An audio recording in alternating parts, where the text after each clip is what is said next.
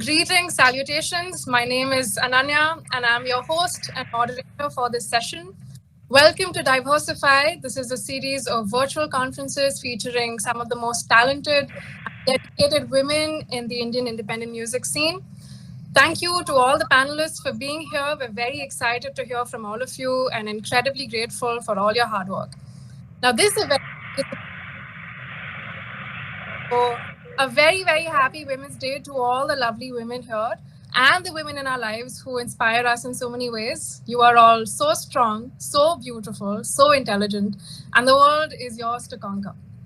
Diversify is about building a community to empower and uplift women in the Indian indie music scene. This is an effort to compel the music industry to get off our genders and look at our art. As women who have lived and learned enough, you glow differently, you rise differently, you think differently, and it's so important to work towards your art and pave a brighter path for the musical women of the future. On our panel today, we have Ritnika, the founder of Music Gets Me High and also the head of CD Baby India. We have Desiree, Saldanha, head of artist management at Third Culture.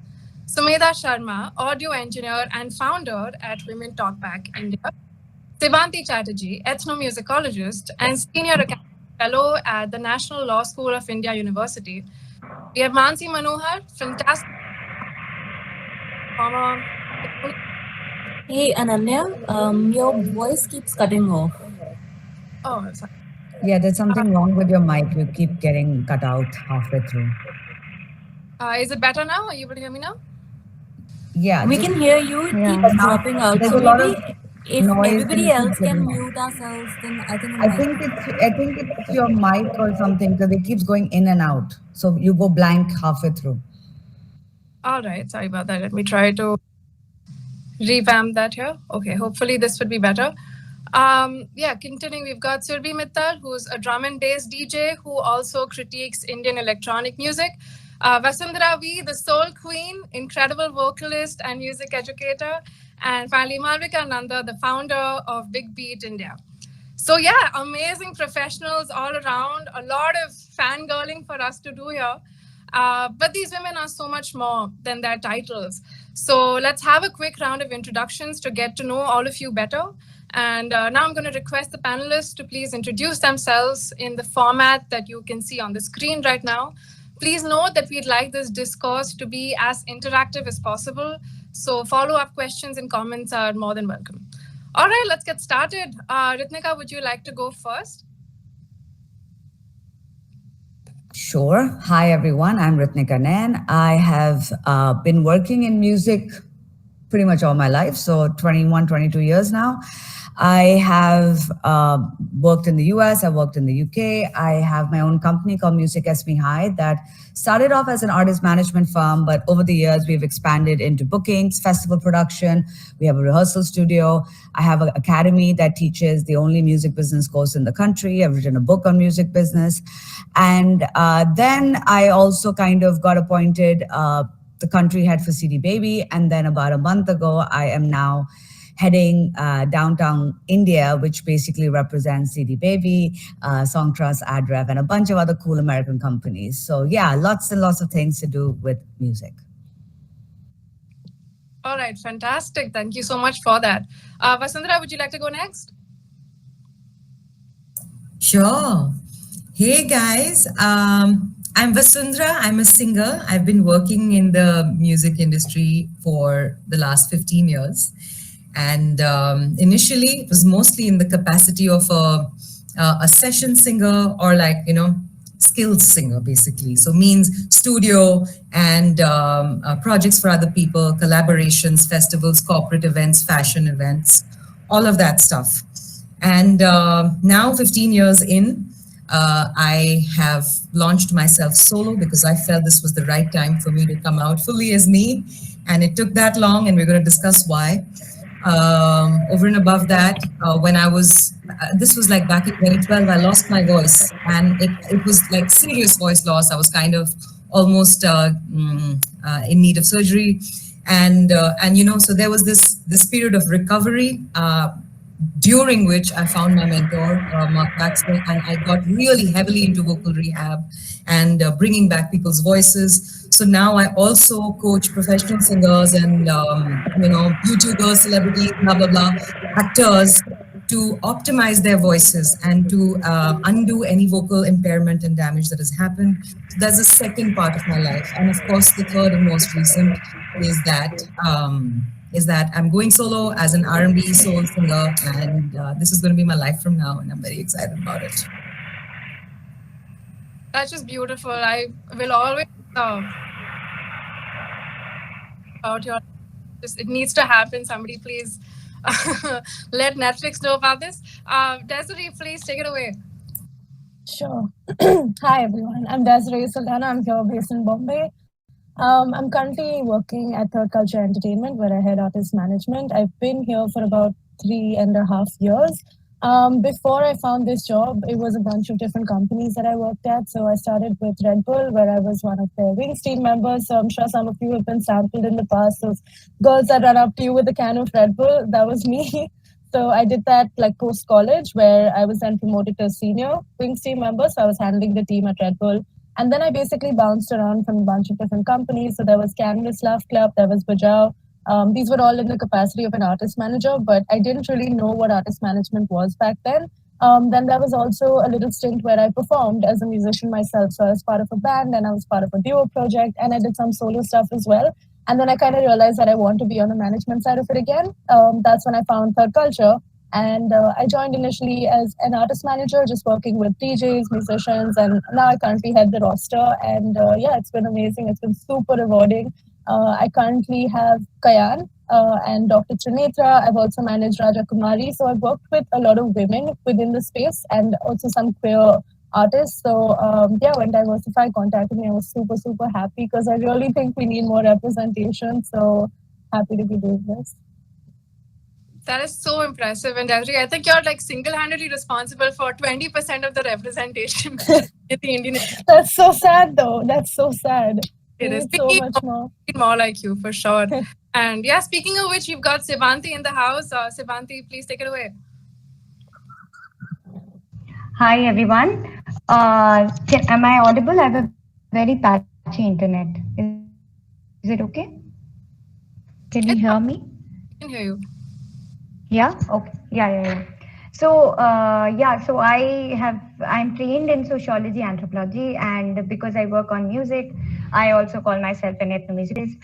My background is not more on the performance side, but more on the research side. Since my MPhil days, I've worked on either on music pedagogy scenes across Calcutta, Bombay, and Goa, which was mostly to do with Western classical music. Then my PhD looked at choral voices in Goa and Shillong, which was an ethnographic immersion. Currently, I am developing my thesis into a manuscript. Then I'm also working on a film, which is also related to how art and labor are viewed by tourists from Mizoram and Meghalaya. That's an ongoing project as well that I'm collaborating with another filmmaker. Currently, I'm at the National Law School, Bangalore as a senior academic fellow. My other interest apart from sound studies is gender studies, and I wish to collaborate the two together. Yeah. Thank you for having me. Absolutely. Sebanti, do you sleep like outside of the 1,000 things that you're doing? I hope No. It's just that, pandemic slowed things down. Let me tell you, things have been happening and things are just stuck because of the pandemic. So right now I'm telling you everything is in progress because of the pandemic. Otherwise, yeah. Yeah, I think we can all definitely relate to that. Next up, Malvika, would you like to go ahead? Hi. First of all, I'd like to say thank you for doing this and bringing, so many lovely people together. So many ladies and I see a gentleman. So, great initiative. In a nutshell, I studied music while I was in school, Hindustani classical, used to sing rock and roll, did my fair share of performing and singing till college, and then I worked in journalism for over a decade and a half, where I specialized in music and entertainment, particularly indie music. So whatever there was happening around the scene, I was fortunate enough to sort of chronicle the uh, important point of evolution. And I think I spent a considerable amount of time doing that. Finished HT, and I wanted to do more, which you cannot possibly do as a columnist or a writer because there's an ethical line to toe. And found my answer with the big beat. So we're a media strategy and a reputation management firm. We work with independent artists from across the country, across the world as well, in helping them put their narrative out in hopefully the right way. So that's the long and short of it. That sounds so cool, and I'm already thinking about sending my resume over to work at the big. Sounds really cool. All right, Mansi, would you like to go next? Of course. Thank you, Ananya. I'm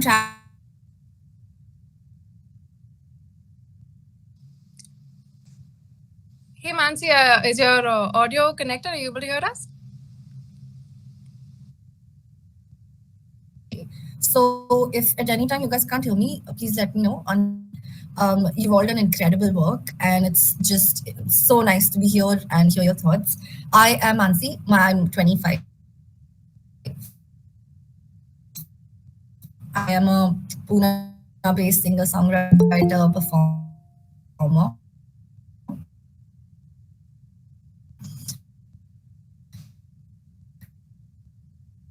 I sang.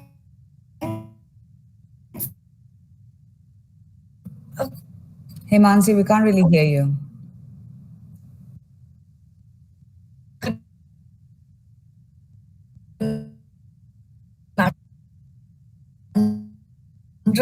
For me, because each time I would want to perform, I would want to sing, I'd have to ask a guy friend.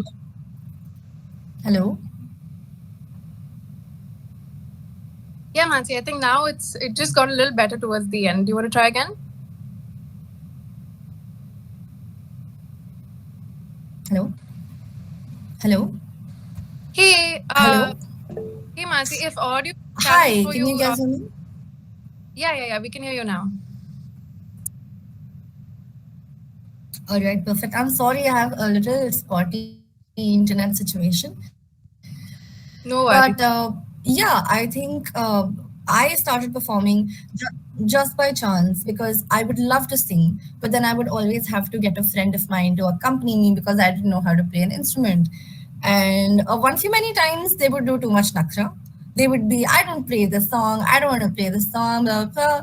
So I decided to just ditch that whole situation, and I decided to pick up an instrument. I decided to start performing on my own. And I think that's been a game changer with regards to the kind of independence I get with regards to who I want to perform with, where I want to perform, what I want to play.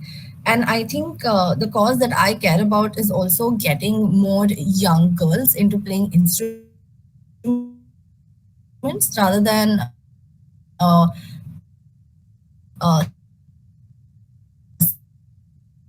singing. Because even when I was growing up, going to music lessons was also all like to see more young girls taking up instruments and becoming more holistic musicians.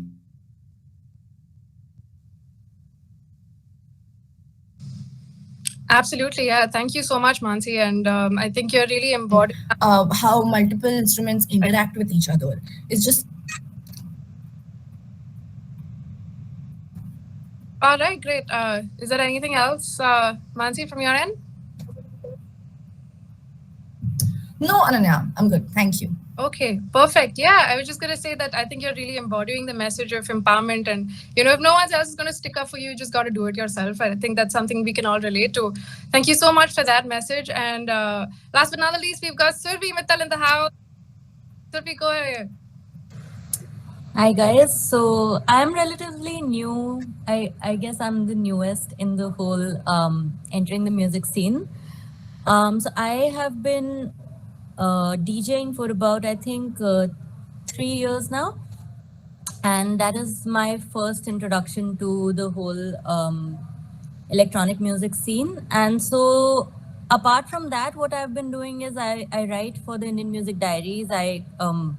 I try to write about the Indian electronic music scene. And apart from that, what is a recent interest is of developing a sound art practice via, sound synthesis.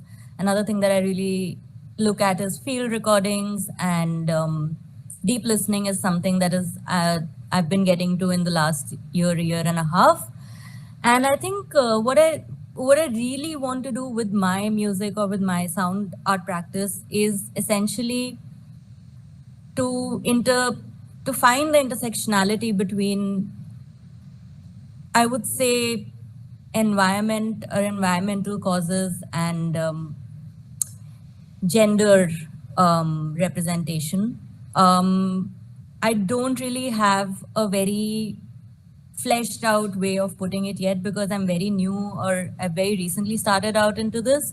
But this is something that really,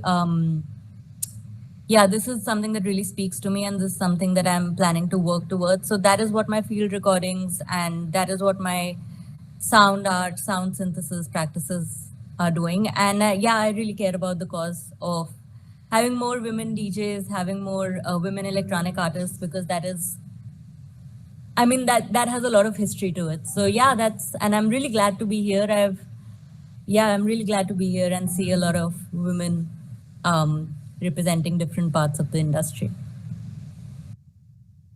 Thank you, Surbhi, for doing such incredibly important work.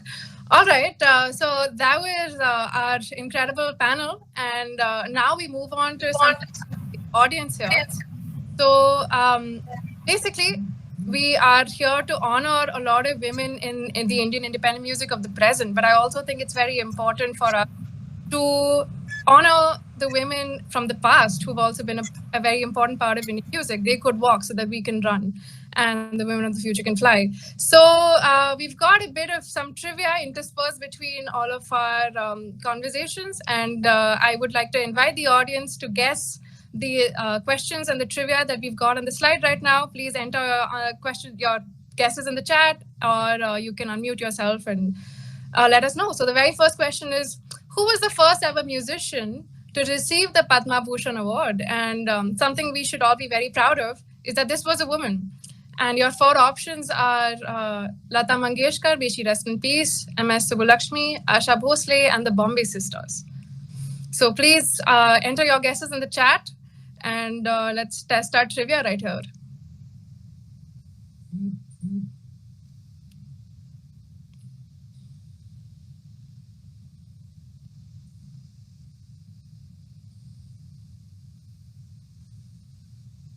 Wow, guys, you got to be quicker with this. Come on, we have a bunch. Okay, Lata Mangeshkar. All Everyone's right. Googling it. Yeah, that's cheating. No Googling right here. All right, we got M.S. Subbulakshmi, Lata Mangeshkar. Okay, let's give it about 20 more seconds for people to bring in their guesses, and we can announce a winner.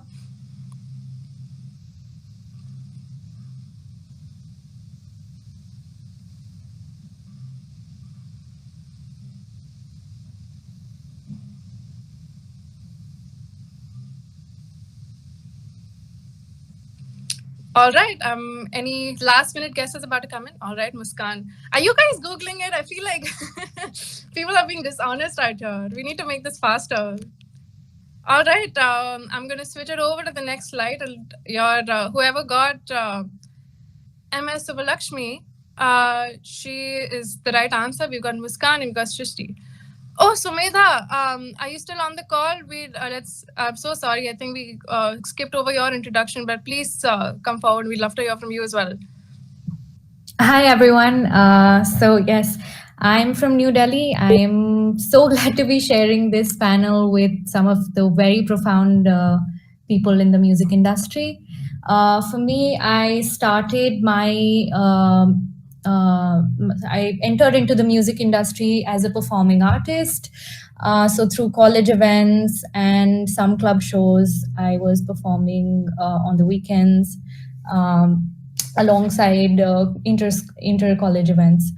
And then I was composing and writing music, so I wanted to always independently release my own music. So I decided to pursue a diploma in the same. So I am an audio engineer now, and I've been working with TV Island, which is a venture where we produce music and mix and master for corporate and independent clients. And alongside, I had also started this initiative called the Women Talk Back, where I release podcasts and talk to women about the challenges and some of the difficulties in getting the amount of representation that they need. So yes, that's for my introduction. Thank you. Thank you so much, Sumedha. And I've got to say, I really love the sessions that you do with your younger sister. It's really, really cute and really sweet to watch the two of you making a lot of exciting content together. So I highly recommend that. So speaking of two power women, I think it's the perfect segue into our next segment about gender inequality in music, which will be moderated by Radha from the Femwave team. So Radha, go for it. Hi everyone. So I'm Radha and I am a singer-songwriter as well. I try to make my own music and I put covers of the songs that I like on YouTube. So I would like to talk about the gender inequality that I have faced myself. So I started out in college itself with Ananya, as it turns out. So Ananya and I would go to gigs and perform, and we would be the only women sometimes, just the both of us performing in the bars. I would be singing or like playing the guitar. She would be doing the piano and she'd also be singing with me. So that's how we started out. But it would always be like we would never see a lot of female artists, instrumentalists on the stage. And as it turns out, this 15 male for one female statistic that we have right over here, it really resonates with, this is something that we have experienced. And I do see a lot of women singers, but then again, I haven't met a lot of producers or audio engineers. So these statistics, they really is something that I can validate for myself. And these are still a bit old. These are from 2017. So if any of you can validate these for us, that would be amazing. We don't know what is happening right now in 2022, 2021. But yeah, so me being an independent artist, how I used to look for gigs was through Ananya, right? So Ananya, it's back in Manipal. Ananya would be telling me about all the gigs, and then I would be just accompanying her. So that's how I started out, right? But over here, now that I have moved to Bangalore, it is extremely hard for me to find gigs. I'm always concerned about whether I'm going to be safe at this gig, whether like how will I travel back at night, right? So these are some. So as an independent artist, it's already hard to launch yourself into the music scene, right? But being a woman in the independent music scene, there are other challenges also that sometimes we might not know how to navigate. So one of the questions I have for Ritnika, as somebody who is a proponent of indie music, you've written a book for indie musicians and how they can, 101 of sorts, right? So I would like to know from you that how can Indian female independent artists look for gigs, and how can they assess with the various career opportunities that they are presented with, and how can we do that safely, and like how can we look out for our safety while also looking out for our careers in music? Yeah. Sure. Thank you for the question. So I think I'm going to get a lot of flack from other women in this panel when I start speaking, when I'm going to say, but why are we thinking of ourselves as women in music? Why are we not thinking of ourselves as artists, firstly, or people working in the industry? I have never, ever gotten into any field. I used to work in film before this, then I got into music as, oh, I'm a woman. So I need, like, why we are the ones differentiating ourselves firstly by saying that. That's what I personally feel. I have, and in fact, I've had people reach out to me over the years saying, we are like a woman something group and we want to promote women people working. So please hire them because they're women. And my whole thing was, I'm going to hire the best person for the job. Woman, man, whatever gender you identify with, doesn't make a difference to me. It's about being the best person for the job, right? So first off, I think we need to stop thinking of as, oh, I'm a woman, so it's harder to get shows, harder to get gigs. You guys have it so much easier now than what it was when I started. When I started off, there were no multi-stage festivals. I worked on the first multi-stage festival, which was Eastwind. There were hardly any gigs, there were hardly any venues, there were no management companies. I think, we had like one or two, and then I started mine. And so you have to stop firstly putting yourself in that category of thinking, oh my God, it's hard. Oh my God, we are women, all of that. First, that's that. It is as tough breaking into the industry when you are starting out, whether you're a man or a woman. It's about networking. That is the most important thing. It's about who you know. And that starts with yourself. You can't just reach out to other women. You have to reach out to men as well. I mean, you have to network with everyone in the industry.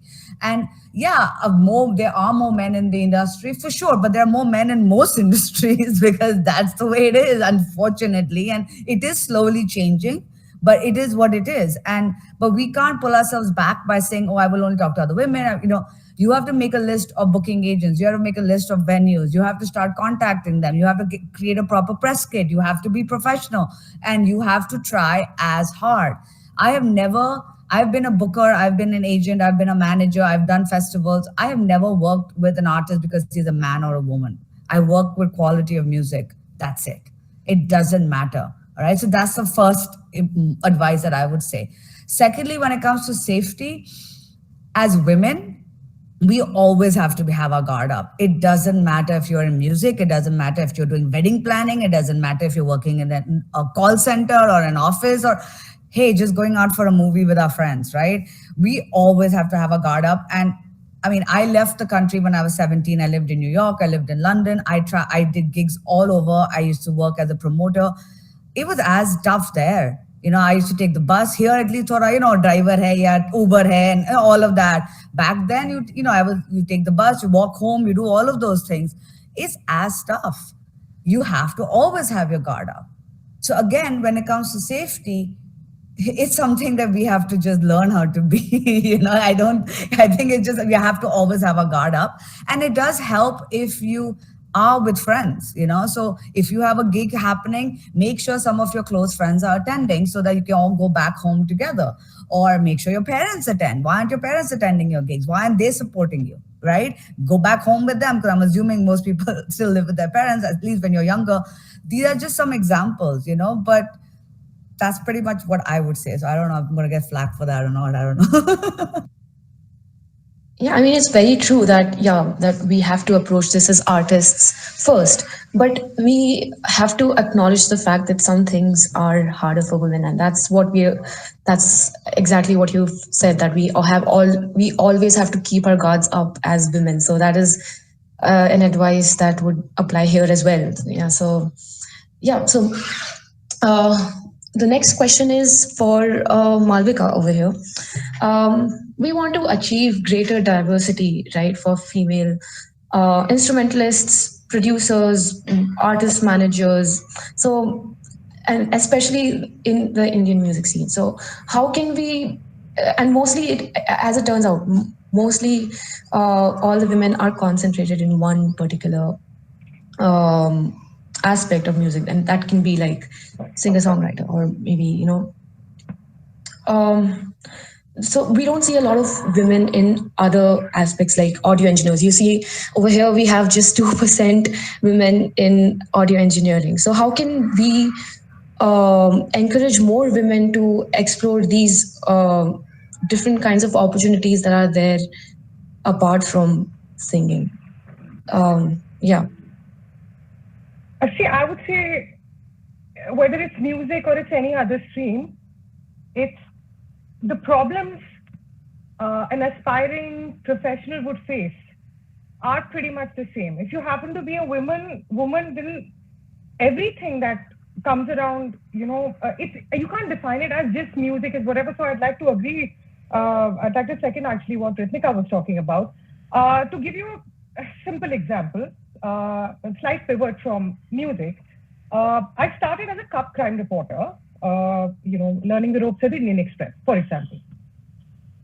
Now, being a 16, 17, 18-year-old first-year college student, going out on the field, from the morgues to crime scenarios to whatever, was it easy as a woman? Maybe, maybe not, but that's common for anything and everything. So just to take a thread of what we were talking about in the previous question also, what would apply to a man or any other gender, whoever, whatever people associate with, would also apply to a woman. And simple. Do you have any kind of legal help ready? Do you know if you can't do contracts with a venue or an organizer, you can do a simple email agreement? Have you asked the right questions, right? Have you made the right kind of inquiries about, the booker, the venue, the organizer, the guy who's helping you, the people who are helping you set this up? You need to ask questions, not necessarily in a very aggressive way, but just ask questions because it's your right? And get the answers. If you don't get the answers from the people you're working with, ask around. There is enough help available. If you feel comfortable, ask women around you. If you feel comfortable, ask the male artists, producers, sound engineers, stage hands. You will get your answers, but you have to do your research with this profession as any other profession. And how do we increase numbers? It's a constantly evolving scenario. If we put out stories of women, because we're talking about women right now, who have achieved a certain kind of success, their struggles, their learnings, their journeys, even if it's a 2%, somewhere or the other through that narrative, they will reach out to more and more people. They will reach out to more and more cities. So all we have to do is be consistent. Now, we can't go and manufacture for the sake of equality of genders, women musicians or sound engineers or whatever. There are a lot of good people who are doing a lot of good work. Of course, there are not too many names. Like you talk about a producer, Sneha Kanwalkar. She has shattered the ceiling back to back on so many different, formats. But do we have 10,000 other names? We don't. But, honestly speaking, except for people who are in the music business, you go out and ask them to name 20 male producers who cater to this market specifically. A lot of people won't know. We would know because we work in the scene, right? So here we have a problem when we're talking about a slightly marginalized community. We're indie, first of all. A lot of our content is also in English in a country like India, which is dominated by the Hindi film industry business, right? Then we are talking about women. I have till date never viewed any professional, any colleague, any artist with the lens of this is a woman or this is a man, unless and until the artist, for example, Vasundhara, okay? Now, when she did her recent release, she was talking about, a very, very interesting layers of femininity and her coming to terms with her own experiences. So that was specific to that particular role, right? But a Vasundhara or a Samrat, either of these guys can talk about absolutely anything. For me, this is just a detail. Vasundhara is Vasundhara V, okay, identifies as woman. Samrat is Samrat B, identifies as a man or whatever, like a producer, singer-songwriter. That's it. So I think we need to slightly make it a more, if someone comes out to you, give them help, right? Keep an eye out for people who may not be very vocal about help, but it's a non-issue at the moment. So I hope I've been able to put my point across without, setting Malvika, they're going to throw us out of this panel, man. I have a bit to add to that as well, I'm completely, exactly in the headspace that both of you are in regarding this. And, because I've been in the live thing for so long, and because it's been a bunch of years, no? So then like the younger women singers or, aspiring studio recording artists and all, they sometimes give me a call saying, yaar, aisa ho raha hai. Somebody's calling me to do an audition at 11:30 at night. And I have come from a small town and what do? And I obviously say, don't go. reschedule. So the point is that one thing, of course, is that we step into a space carrying an energy which is not overly gendered. I don't mean this in the way that we don't express ourselves in the way we identify. The degree of femininity that we identify with should, of course, come through. But you're walking in as a professional. And a lot of the times, when it comes to women walking into, let's say, a venue or whatever, I found myself much safer in a venue because my role there has been very clear. Most of the times when we see aggression or weirdness coming to us in the environment, for me at least, it's been when people have not been aware of who I am in that moment in that room. So for some reason, I have found myself safer at venues than when I get into that cab to go home and stuff. So it's in all those nebulous places where you're not exactly, that's where you obviously have to keep your guards up. But I've found that venues and places where you know exactly who you are and what you're doing there is important. I keep telling women to walk in as women in business or a business person who's there to deliver a job, rather than to walk in as I'm this girl who sings.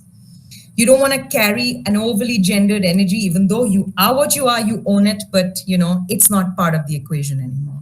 I think that makes a big difference because people understand subtle non-verbal cues. And we hold a big part of that. But of course, we are in an industry that has many toxic things built into it.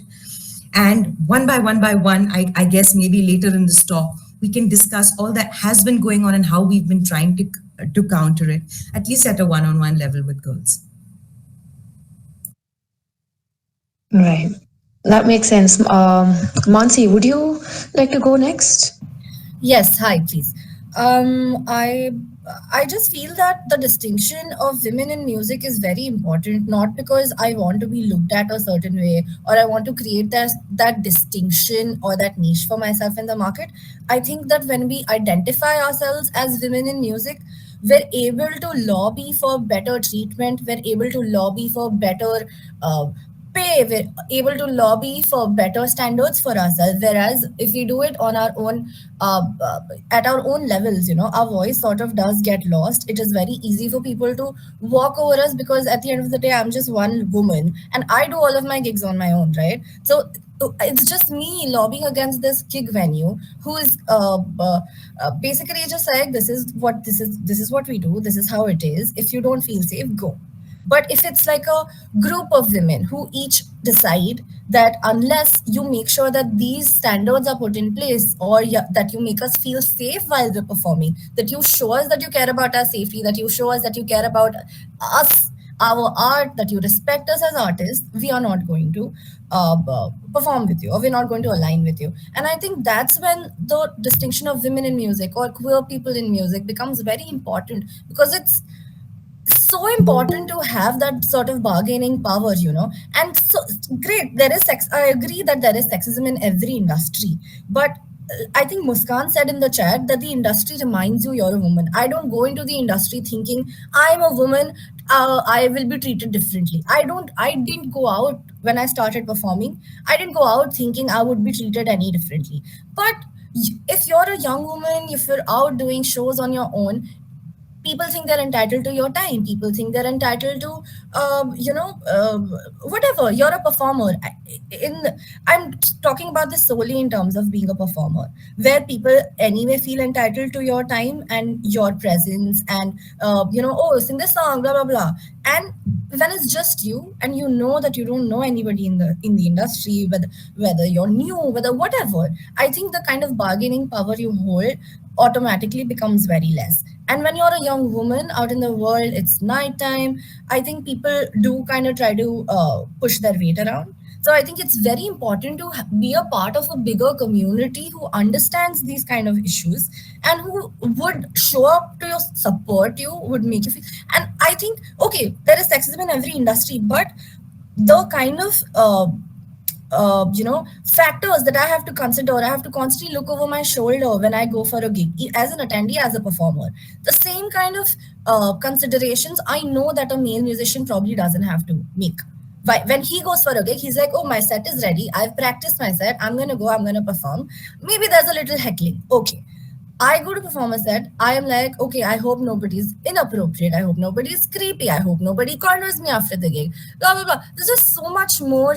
But I've had instances where my friends who are also female performers have been disrespected, have been made to feel like they owe the audience something. And I think in situation, just to make events a safer place for women, there are a few places who do take these kind of commitments, and I feel like going back to those places as a performer. I don't think the playing field is level when it comes to being a all male band or like a female, performer, singer, whatever. So it's not something that, you go into and you're like, oh, I'm only going to work with women. Oh, I'm only going to do this. The importance of having that discussion comes into play when you as a woman in power decides that, yes, there are fewer opportunities, one, and the opportunities that are existing maybe that come with a lot of added baggage. So I want to create a safer space for more women to be able to do their music without having to think about, am I going to be safe? Am I going to be, called for an interview, called for an audition at 11:30 p.m.? Why should I have to think about this? And there is, of course, like as a woman out and about in the world, you do kind of learn to gauge people's intentions, and you do kind of understand how you are being treated differently. So I think it's very important to be a part of a community that's bigger than yourself and who can, kind of lobby with you for better treatment. Because I want to be a musician. I don't want to be I don't want to be an activist. I don't want to be a lobbyist for, but it's how it is. And if that's what it takes for more women to come into music, I'd gladly be an activist. I just kind of want to add one little point, and I completely respect where you're coming from, Mansi, and I completely understand the experiences you've been through. There is one thing I would like to kind of point out, and maybe it's from a different perspective. I have managed artists pretty much most of my life, over 10 years, and then I stopped management, but I still do bookings and all of that. I think the only female artist I managed was Monica Dogra as part of Shire and Funk, but majority of the artists I've managed happened to be guys. Just what it was. When you talk about lobbying, oh my God, things are harder, venues, this, that. Do you know the amount of crap guys also have to go through? So that's my only point. When you said, oh, they come with their set ready, maybe there's heckling. Honey, the same issues they face. I've had somebody shove money in one of my band guys' mouth while he was singing, and I am the one who does security for the gigs. Ritnika, I think the two issues of musicians in general are not respected the way that they should be in this country, and that the kind of harassment faced by women in particular is very gendered. I think those two things can coexist. I'm not saying. Sure, I'm not denying that. What I'm trying to say is that it isn't. As an industry as a whole, it is hard because music as an industry is still developing. I completely agree. And I did acknowledge that. Always easier for the guys is not the case, because trust me, it isn't. The issue, the safety part you're saying, I completely understand that, but I feel the safety at venues is just one thing. As who is that? I think Vasundhara, someone said that it's about getting out of the venue. Who are we lobbying for that? That's the government. That's the mentality of people. The problem is not just the venue. The problem is once you get out of the venue, when you're trying to get home, when you're trying to do all of that, that is a bigger issue. And that's not just pertaining to music. But when you look at just music, I think that's the difference. You're talking about being safe. A venue can only make it as safe as possible, but it's a mentality of human beings in our country and in the world, forget the country, in the world, that has to change. And that is something that just being in music, I don't think will fix. I think that's what we were trying to say. But yeah, definitely carry on. Yeah, yeah. So I'd like to think about this way.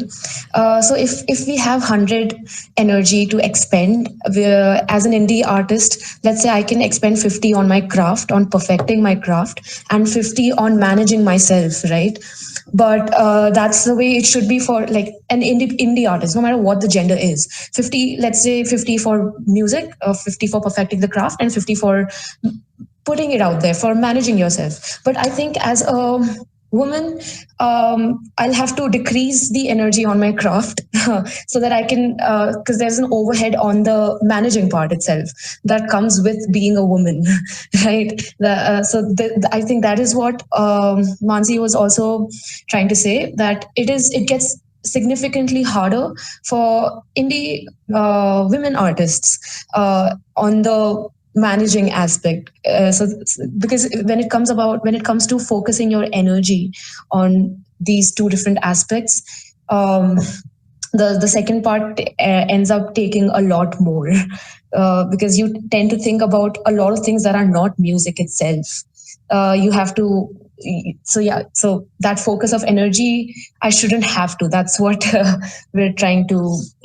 Yeah, I think that's I what have I'm a teeny trying to bit to say. add to this. You know, while there is harassment faced by musicians is a real issue within the industry, the thing that we're trying to address here is that it is a very gendered kind of harassment that women in particular face, you know, when they're performing in these venues. And that's what we're trying to address through like women in music, you know. It's not a nebulous term, or it's not a term that's meant to divide. I think it's a term that's meant to bring us together and just ask for better treatment. Do not call me for a recording at 11:30 p.m. Like, call me. Would you treat a male performer the same way? Yes, honey, Yes, yes, music yes. only have And a night. yeah, and you know, guys, I really must jump in and add this, especially because we spoke about the allocation of energy towards various aspects of Yeah. your.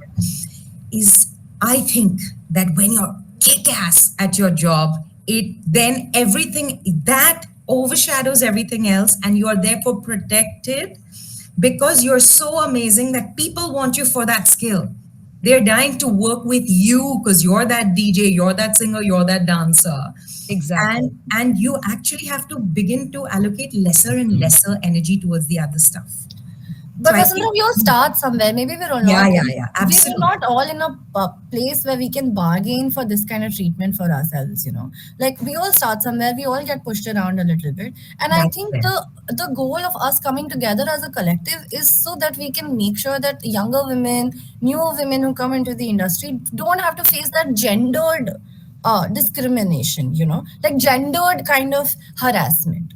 And it definitely is is a problem of allocation of my energy as an artist. You know, if during a performance I'm constantly looking over my shoulder, trying to worry about my safety, worry about whatever, it does take away from the craft a little bit.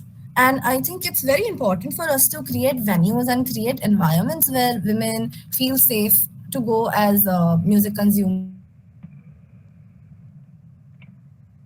Show of like society in general is not a safe place for women, and I do agree with all of that, but even within that there is space for conversations around safety at music venues. You know, we can't call it a problem of society, because then why are we having this discussion? We can't call it a problem of society and get done with it. It's not. I think I would really like to work towards a culture where there are more female instrumentalists, there are more female-led bands, and I don't think there is anything wrong with why am I creating this divide? I'm creating this divide so that my daughter tomorrow can have someone to look up to, be like, yeah, I want to be a drummer, like I want to play the bass. I don't just want to have like 5 female pop stars who she looks up to. Kind of how I grew. So I think it's very important to start this conversation about women in music or queer artists in music, because it gives people so much to look up to. So since this is a discussion, I'd like to just share 2 cents from my side. Let's reverse the situation a little bit. If you want to go out for a drink, okay, as a woman. You want to go attend the Kumbh Mela, you want to go attend a festival, whatever else, any situation, any scenario where you want to go out as yourself. Would you possibly not go out because you're afraid for your safety, or will you make the arrangements to get some friends along, or choose a venue, when you ask around that, okay, this is safe or unsafe, maybe, call your friends, your family members and tell them you're traveling, or tell them that you're out at this place, and there are several apps and stuff that you can, whatever.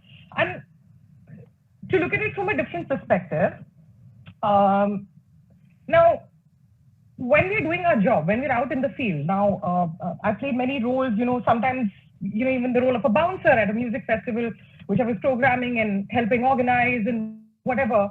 Now, while we're looking at the whole security situation, there have been scenarios where I was making sure that, the women and the men are safe, okay? There is no, there's no fight situation, nobody's heckling anybody, nobody's shadowing anybody, whatever.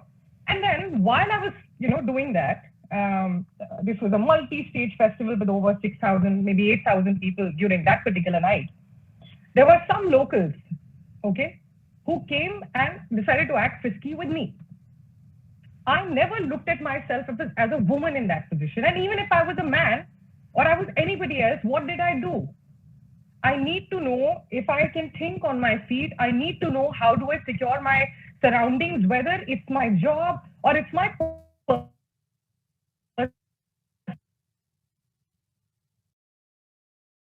onus lies on us.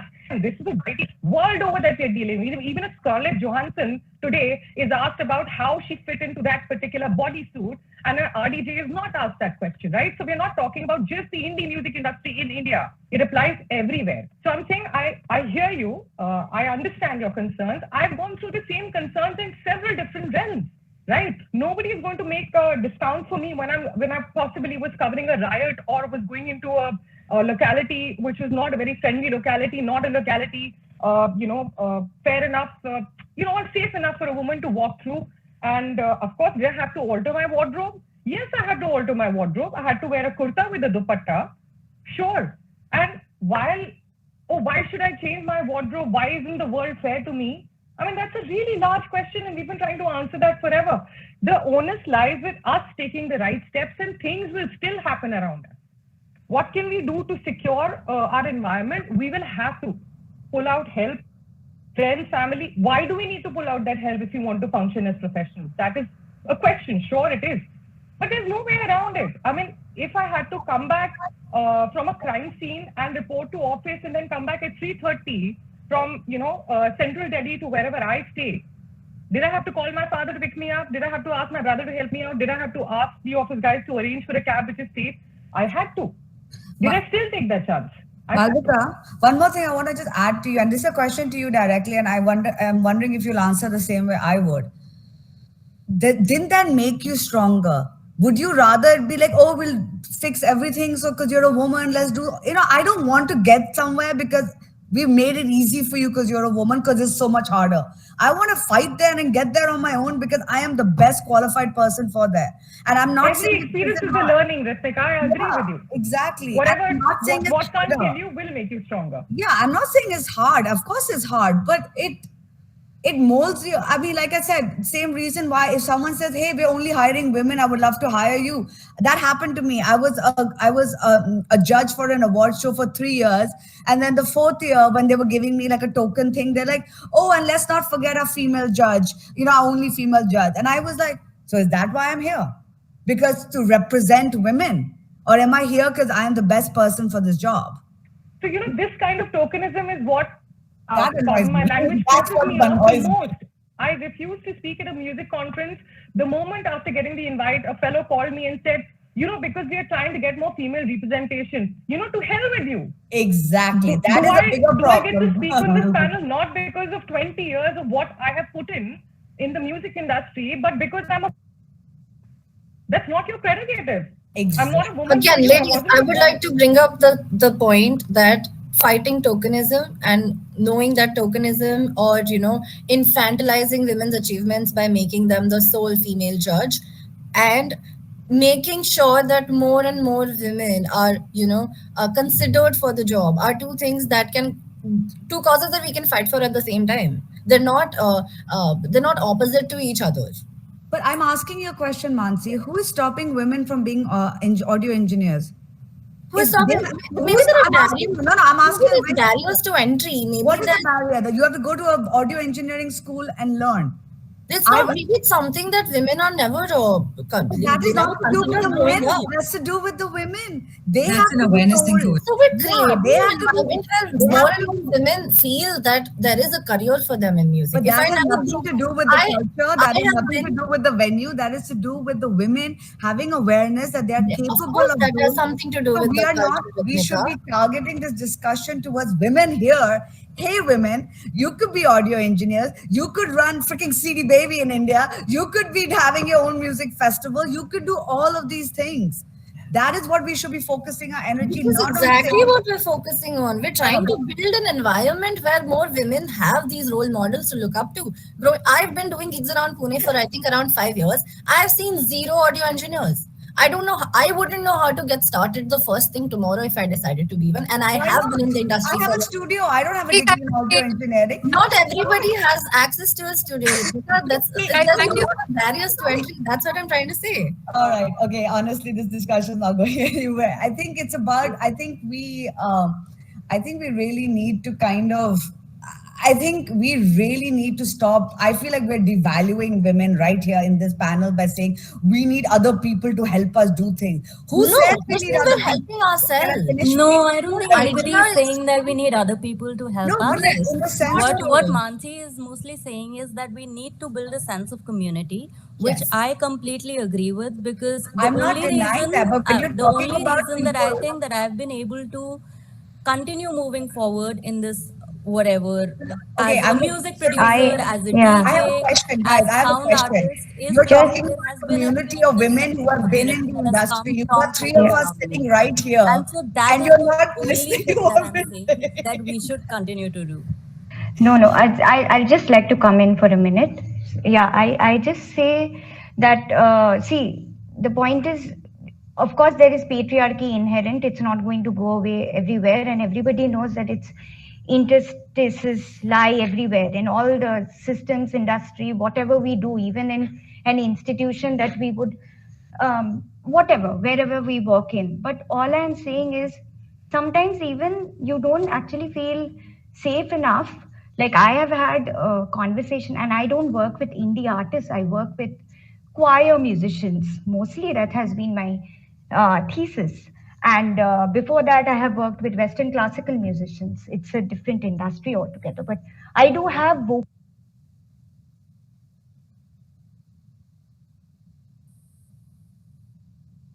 I think Sebanti is having some internet issues. All right. Sebanti, please come back. This was very interesting. Absolutely, yes. Yeah.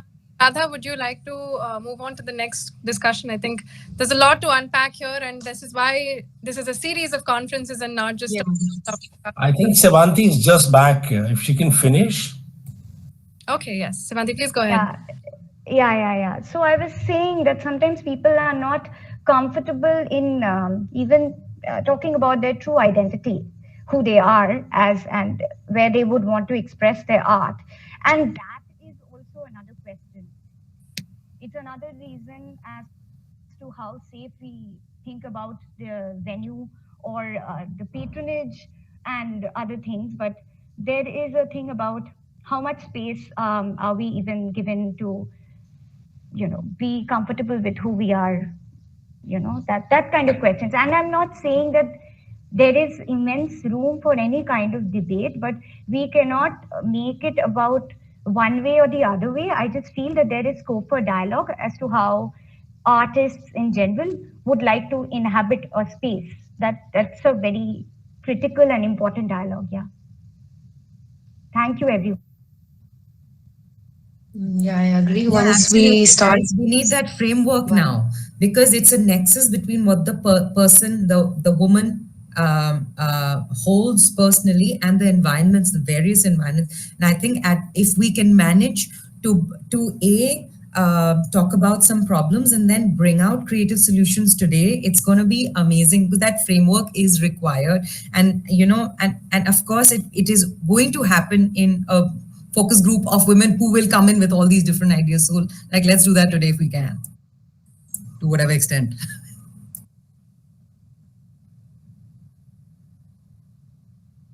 Yeah. I'm loving this discussion. But yeah, I think it's time to move on to the next question. And I would like to ask this to Desiree. Um, so we talked a lot about equitable representation and diversity in music. Yeah. So now I would like to know from you, what are some actionable things, some actionable policies that your organization implements for equitable representation and diversity, which you believe could be incorporated by other institutions in the Indian music business? Sure, sure. So I just want to add two things into the discussion previously. I completely understand that we're all coming from different backgrounds here and our experiences have been different, but I think there is something to be said about privilege and the access that the people on this panel have had to opportunities. Clearly, we live in a country that doesn't have as much privilege for most of the women around, and they don't even see audio engineering or being part of a label as an opportunity to them. So for us to just accept that this is how it is and not acknowledge that these issues even exist, that's I think a big issue, because if you're not addressing these things, if you sign them off as like non-issues, then our privilege is blinding us to what are essentially massive issues and massive roadblocks for women in the industry. That's one thing. And the second thing is I believe in affirmative action. I think that not everyone comes from, not everyone has access to opportunities that would even allow them to be the best at what they do.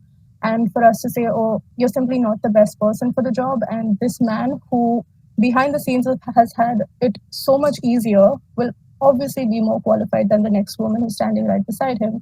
And for us to just say, okay, he's better, he should have it, and just like completely ignore that she's had 50 hurdles while he's had 5, you're not really making it a level playing field for anyone at that point. And of course, the people here on this panel, we've been able to do these things. We're here now, we can say, fight for your rights, you're stronger than this, you don't need help. But a lot of people do need help. A lot of women especially do need help. People from marginalized genders do need help, and it's not the same for everyone. So I think there is discourse involved, there is conversation involved. Our experiences have been different, but we need to acknowledge that it is not a level playing field. And yeah, that's very important. So to move on to the answer to your question, at Third Culture, we try to actually take this into account a lot. So when we program lineups, when we program festivals, we try and make sure that we do have a balance with the gender ratio. And I know that there are some mixed opinions out there about, okay, this artist should be on the lineup because they're that good. But I think there is something to be said to programming women who might not be as established as their male counterparts, just simply so that they have opportunities, so that they know that there is scope for them to be performing on massive stages like these, so that they work on their craft, so that they know that it's possible for them, so that there's representation and other women can see them on that stage. I think it's very, very important to balance that out. So yeah, one thing we do is consciously make sure that there is a gender balance at the gigs that we program. Other things that we have done in the past are like DJ workshops for women within our office space, because we have decks in the office. So we have like small workshops, like 10 to 12 people just come together, kind of learn how to work the decks. We've also worked with Coven Code. They're a Delhi-based organization that makes sure that there is representation and safety for women at gigs. So we had them down at Neon East Fest, which was our maiden edition of our festival 2 years ago. So they just kind of made sure that there was no bullshit going on around the festival. They were physically stationed at the festival to make sure that there was some amount of safety for the women who were present. And yeah, I think within the company, because I'm such a strong advocate, we kind of make sure that things are balanced a little bit. But I still think that this industry as a whole has a long way to go. And I'm still speaking about like feminist issues. When it comes to queer issues, like there is no representation. Nobody is aware of what's happening. So I think it's very important that we speak about these things and we also kind of brainstorm creative solutions, like Vasundhara said, because all of these things are very important. Yeah, that's exactly right. So once we start acknowledging the problems, we can start doing something about it. So yeah, this was a very good discussion we had on gender representation and inequality in music. And now I would like to invite Samrat for talking more about music in the age of Web 3. So yeah, over to you, Samrat. All right, just before we get into that, quick little trivia for the audience again. Round two, Annapurna Devi was a famous Indian classical musician. What instrument did she play? And this time I'm giving you 20 seconds to answer because y'all cannot be trusted. So please enter your guesses in the chat, or please unmute yourself and respond to your guess.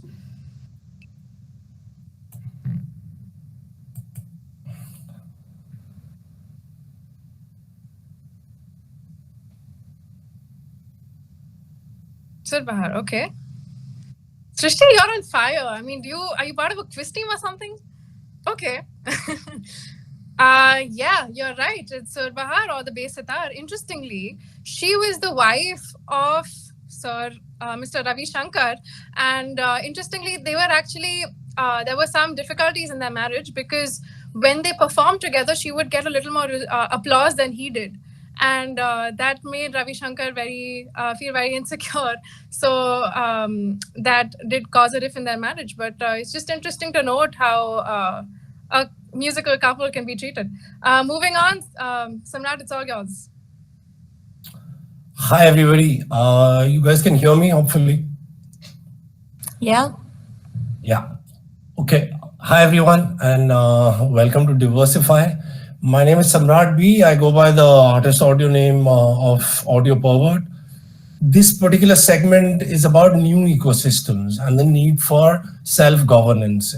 Since we've had like a fair amount of talk already about how we can, let's say, position ourselves and especially new female talent in certain new ecosystems which were, let's say, not available, let's say, 10 years ago or even earlier.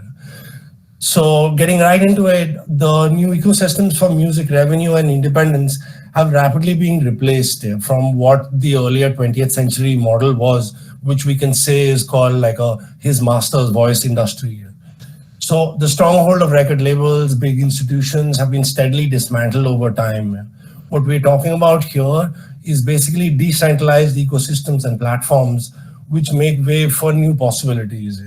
Rethinking control and governance, we can harness them to our advantage, as well as contribute back into the economy, as seen with thousands, if not millions, of artists as of now.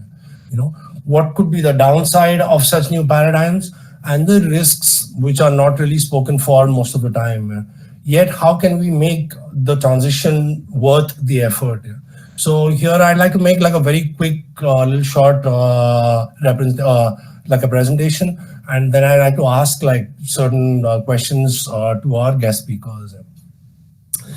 Here, as you can see on the slide, the new way of looking at a particular way of being artist, be that female artist or not, is to basically emerge yourself as an individual and to evaluate yourself as a person with value and with talent.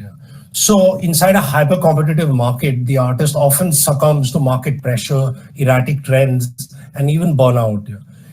Emerging outside these given markets, there are certain new ideas and philosophies that one can choose from to basically create like a career and follow through like a desired pathway. We are all told that we must succeed, that we must make our names seen and heard, but that also means that we must also invest into the given rules and regulations of a particular market. Can there be something beyond it? Can, as artists, can we look at other ecosystems which give us more governance and more space to define who we want to do? Which also then means that one has to basically invest into a sustainable career and into the autonomy of an individual, as well as the autonomy of the culture that we belong to, be it music, be it organizing festivals, be it providing sound, be it whatever part of the ecosystem. I would suggest one little thing to everybody if whenever that they have the time. Recently, I've read a book by Professor Donna Haraway. It's called Staying with the Trouble in 2016, where she explains this need for individuals as well as individual artists to radically intervene and redefine themselves with these new digital ecosystems which are at play right now. I'd like to quickly go into something which is about like relooking at your music as your economy. Now we have a couple of people on our guest panels who are super experts at that. They will explain this to you way better, which is that you can look at your music economy in terms of streaming as well as retail and as well as like the new world which is appearing, which is the NFT based world. In streaming, you guys already very well know, you have some of the biggest names in the world, which is YouTube, Spotify, Tidal, Deezer, Amazon Music. So one has to make a choice of which particular platform or which particular platforms one needs to invest in and how much time they want to give to each platform in order to get the most out of it. On the retail front, we have things like TuneCore, CD Baby, DistroKid, Amuse, SoundDrop, and Bandcamp. Each of them has a particular reach and a size, and each of them is giving us a particular kind of like a revenue model. We will quickly get into the Ethereum and the NFT part, which is a vastly new arriving field, I would say, and it has its pros and cons. Then moving on to another thing which is quite important, which I personally didn't know about, in spite of being like a musician and a music producer for the last 20, 25 odd years, is that your sound can also become a part of your business, as a lot of female producers or sound engineers, instrumentalists, content creators, mixed media, audio, video. A large part of our working life is basically spent in individual creation. However, every piece of sound or lyric or voice or drum or what have you does not really make for a super hit.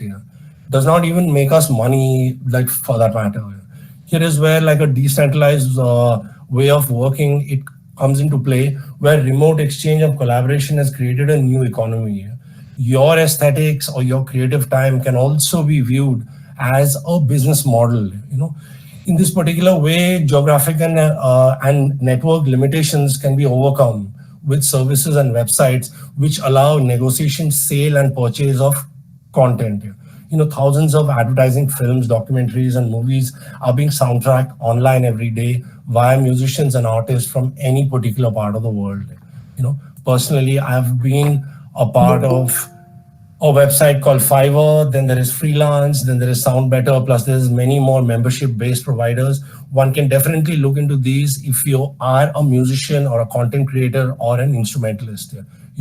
This way, a particular artist is not under the pressure of creating everything on their own. A lot of it can be collaborated. A lot of it can also be up for sale and for buying as well. Up next is something that Manasi spoke in great detail, and I'm so happy about that, is basically the power of the collective resource and action. And I'm not going to go too much into it because everybody knows about it and everybody has many things to say about it, and I'd rather hear about that. But simply put, women all over the world have collectivized in order to protect and empower their culture and space in society. Here, I'd like to present 3 strong examples which I personally have communicated with and been a part of, and how it impacts the individual and their surrounding ecosystem. One of them is Female Pressure Berlin. It was founded in 1998 by a bunch of women based in Austria and Berlin. It was about 6 women, I think. The network and the open source archive has basically grown into 25,000 members last year. The website is probably the only website in the world which provides an exhaustive list of and like a search base for female and LGBTQ artists who are searching DJs, filmmakers, writers, sound engineers, instrumentalists, and managers. It's open to every female artist. I'm sure some of the panelists are already members of this, and I know quite a few female artists within India who've utilized Female Pressure in many different ways. Next up, I would give like another example, which is based out of New York. It's called Disc Woman. It was initially created to resist the disproportionate how do you say, presentation of Black and minority communities inside music festivals in America, the movement quickly grew into an artist collective, and then it became an artist management base. So this woman organizes events, organizes parties and festivals, let's say mostly in North America, but it also includes women all over the world. And recently, I think in 2019, Sand Dunes from India was also featured on like a disc woman concert. Their policy is quite simple. They say amplify each other, which means that each member of Disc Woman then promotes another member. It's a great effort, which has also grown in terms of numbers. What brings me last is quite personal and is quite beautiful, which is the Femwave. It was founded in 2019, formerly known as Fembot 5. The thing was started by an anonymous woman in Kolkata. Now the growth and the wings of the collective has been completely organic. It's been democratic. Till date, about 40 plus contributors have created policy, direction, and content at Femwave. The website is probably India's first archive of emerging female and LGBTQ talent in music. And I would say that it's been a great journey for me personally to learn about the issue and the gender inequality and the need to confront it via research, advocacy, and action, which has been created by the various women who work within Femwave and who've worked in it earlier as well. So at this point, I would basically talk like just a little bit more. I'm sorry if this is sounding too much, that these are all new ecosystems and they're all full of promises. They're all full of growth. They're all replete with questions and also instability, and at the heart of it, we are still talking about governance and the diversification of our individual. In this particular context of Diversify, we're talking about India and its female, how do you say, the spectrum of the female talent and the professionals who are involved in the music industry. So it's about autonomy. And I would like to ask the guest speakers specifically a few questions to go on with. Right. So my first question to Surbhi is that since you've been a part of various collectives, you've been a part of various, let's say, movements which are, let's say, made up of groups rather than individuals, what do you make of that as a way to empower and to diversify? Thanks, Samrat. That's a great question. So what I was saying earlier, being a part of a community, starting with Femwave, even the one-on-one friendships that I've made, or any collective action definitely pushes me forward to take individual action. I think they are both very closely tied together. There are a lot of things that I would not have done if I didn't have a community besides me. For instance, getting the opportunities to put out my first few creations. That was done through communities like Femwave, through Coven Code, and other ground level communities that were trying to make a difference. Or to feel safe at a venue or in the presence of a meeting because I had a friend with me. These are things that have helped me at times when I thought individual action was not possible. And not just in the sense of like motivating me to take individual action, but also figuring out what individual action to take, like I think Vasundhara earlier mentioned that a younger person called her and asked her that this is a meeting that I have to go at 11:30 and what should I do? To even have that, to have somebody to call, to have somebody to talk to, that is something that a collective has helped me think about. And at this point where I am right now, I am now in a position where I am thinking what I can do to make, to contribute, to give back to the community, to have more people come in and be motivated to become artists, whether female or male. And just to say, this community is not only made of women. There have been men who are a part of it. The community is a mindset. But it's not to do it's not about maintaining the status quo for me. The community has been about what is it that we can do differently to make it a more safe space, to make more women give more women a chance to lead by example. So yeah, that I hope that answers your question. Thanks, that's Surbhi. I'd love to hear from anybody else on the panel right now. If somebody has to add to the part where collectivizing all over the world helps, regardless of us being men or women, or women or men. Anybody's thoughts on that? I like to say something. So, I mean, I think Samrat, you are very well aware. I tried to start like a association of independent artists like many years ago.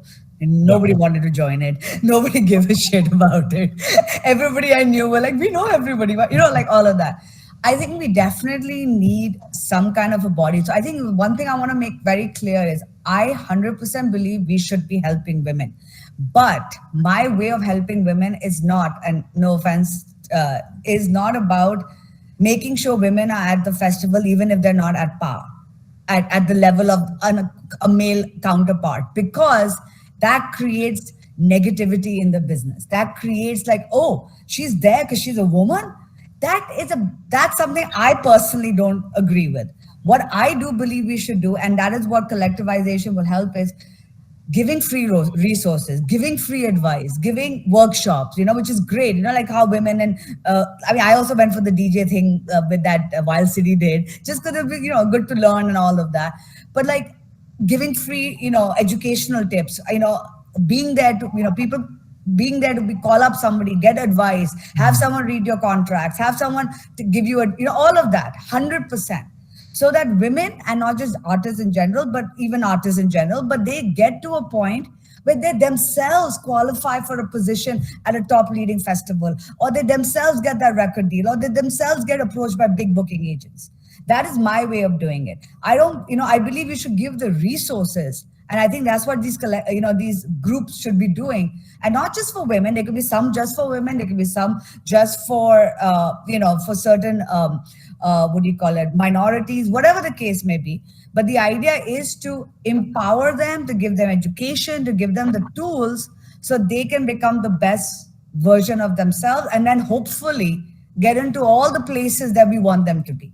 I think that is what I would like to say, versus, hey, we should put them there because they're a woman, because we need more women. And that is something that's happened to me. And I personally have hated that, because then I'm not there because I am good at what I'm doing. I'm there because I'm a woman. And it backfires for me personally. And everyone's different, So that is what I would say. There's one more thing I'd like to chime in with here when we're talking about community.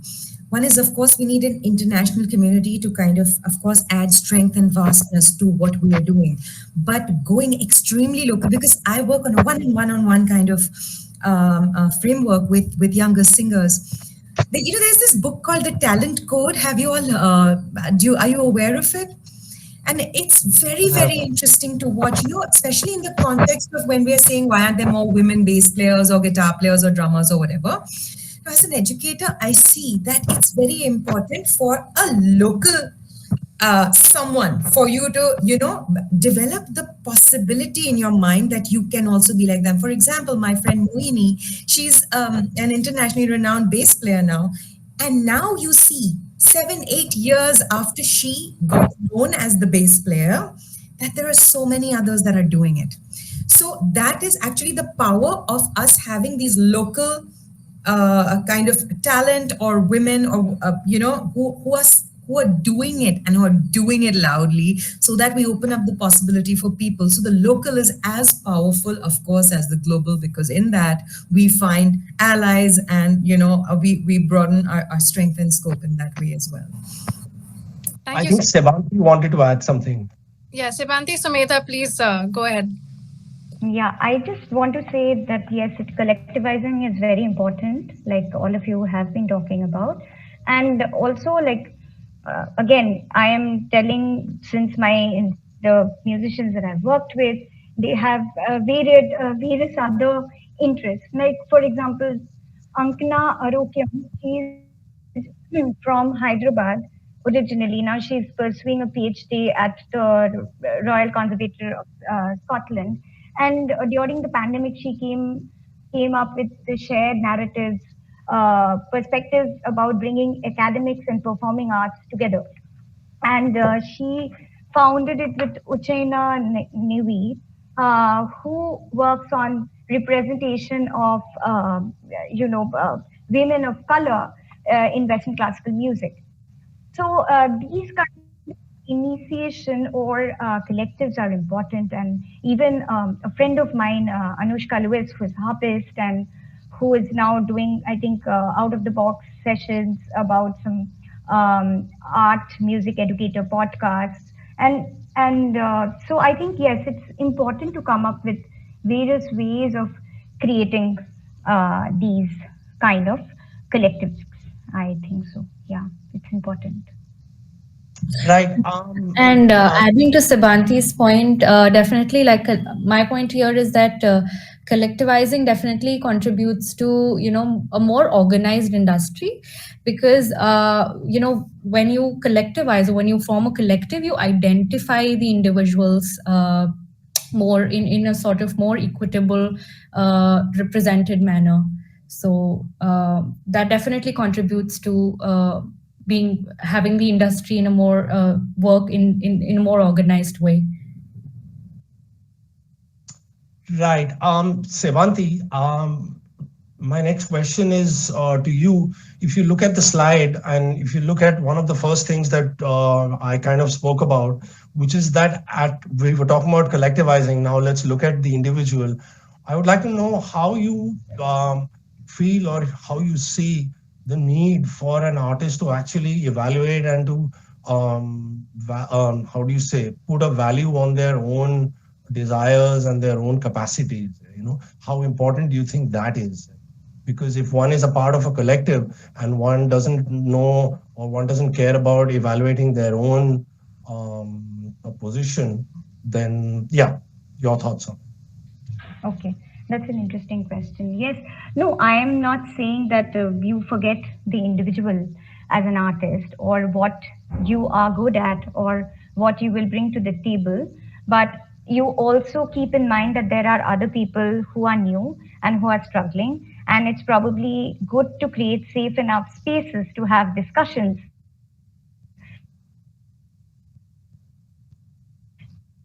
to there will be insecurities, there will be issues of difference in energy, but there is also and there will also be a room for great exchange of talent.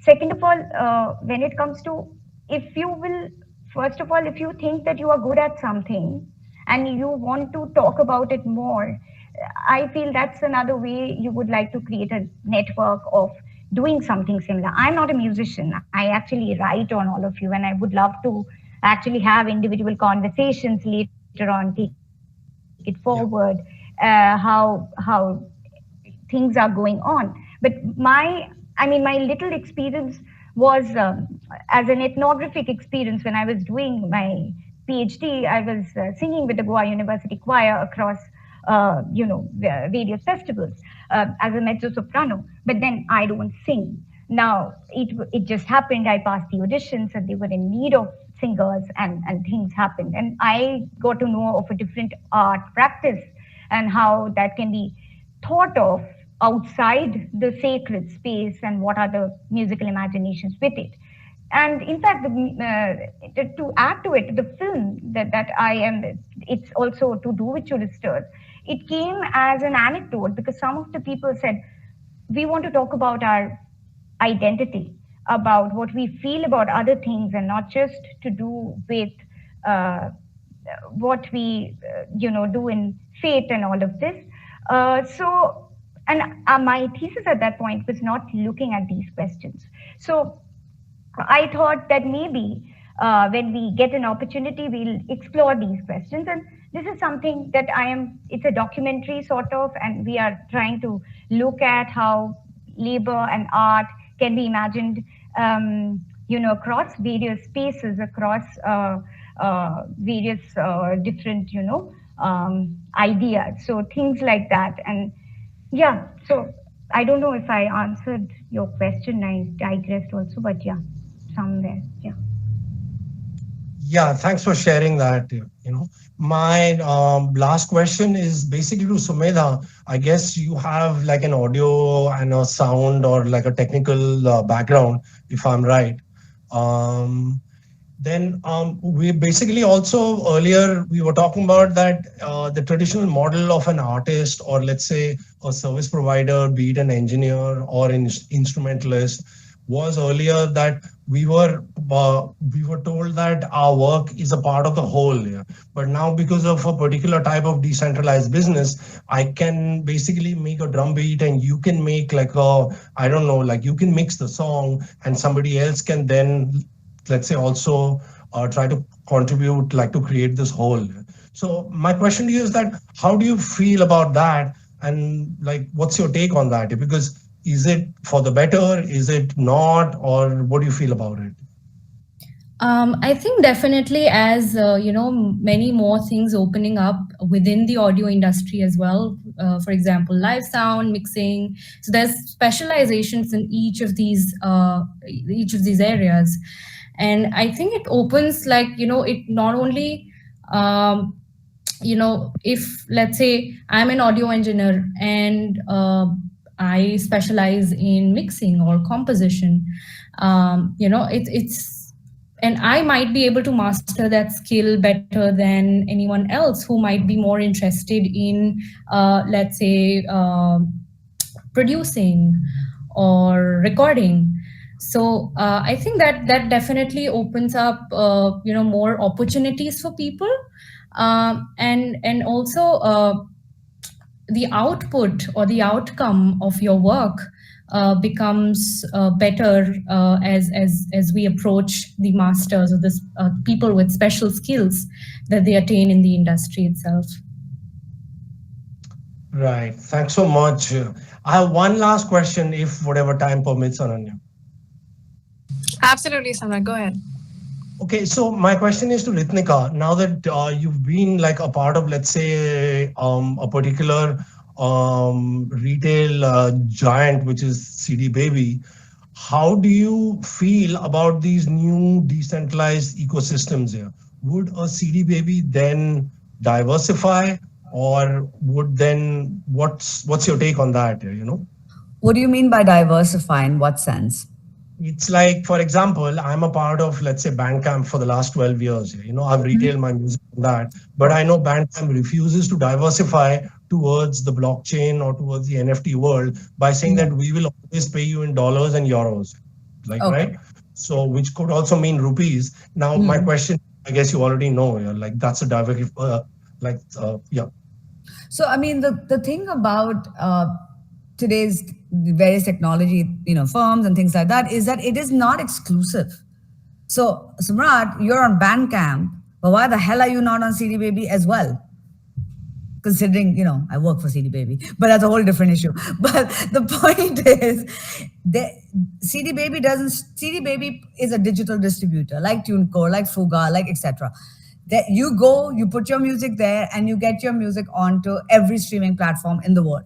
Right. So when you were asking whether I should go Spotify, Tidal, I was shaking my head. I'm like, why choose? Go to all. You should be everywhere. And that is what we encourage. Yeah, the only thing I would add is that, I'm with you on this. I'm listening. Personally as an artist and also having looked at the industry, if one were to choose all instead of, let's say, one or a few, it's also then about like the time we invest in trying to follow up each of them. No, you don't have to do anything. That's the thing. It's a click of a button. You literally don't have to do anything. You don't have to go into each. You can't even access profiles in most of these places. Only Spotify, Apple, maybe Savan, YouTube Music allow you to, personalize your profiles and all that crap. There's nothing you have to do except click a button, distribute, and you just get money from wherever people are listening to your music. With us, we also pitch, one sec, with us, we also pitch for playlisting. Spotify is the only one that allows artists to pitch directly for playlisting. The rest, either your distributor helps, which I do sometimes, and I pitch to 6-7 on artists' behalf. Then if they get picked up, etc., that's a whole different thing. Now, at the same time, I have a lot of artists who tell me, hey, but if I'm on CD Baby, onto Spotify, etc., could I also be on Bandcamp? 100%. Bandcamp is a whole different thing. You should be on Bandcamp. You should be on all the streaming platforms. If you can tie up with the NFT firm, you should do that. You should do everything. You should go into sync licensing. You can figure out publishing. You should figure out live shows. I mean, when I do my workshops, I do this whole section on the various ways an artist can make money. And there's so many different ways an artist can make money at the same time, and they should be doing everything. So we may not get into, say, an NFT, for example, but as artists, we encourage you to also be on Bandcamp. We encourage you to also sign up with a publisher, also try out an NFT firm if that works out for you. So that's what I would say. All right, thanks. Yeah, cool. Ananya, over to you. And thanks so much, everybody, for giving me this little opportunity to make the presentation. I'm open to answering questions, but I'd rather hear from everybody else. Thank you, Samrat, for being the token man on the panel. You will get a token gift. No, there is another person over here called Abhijit. Okay. Yeah, you mentioned you have a question. Please feel free to unmute yourself at this point. And yeah, go ahead. Yes. Thank you. Yeah, hi everyone. I hope everything is going well with you lot. And my question was something very personal, to be very honest. And the thing that I'm trying to do right now is just to get into the industry, and I have no clue where to start at.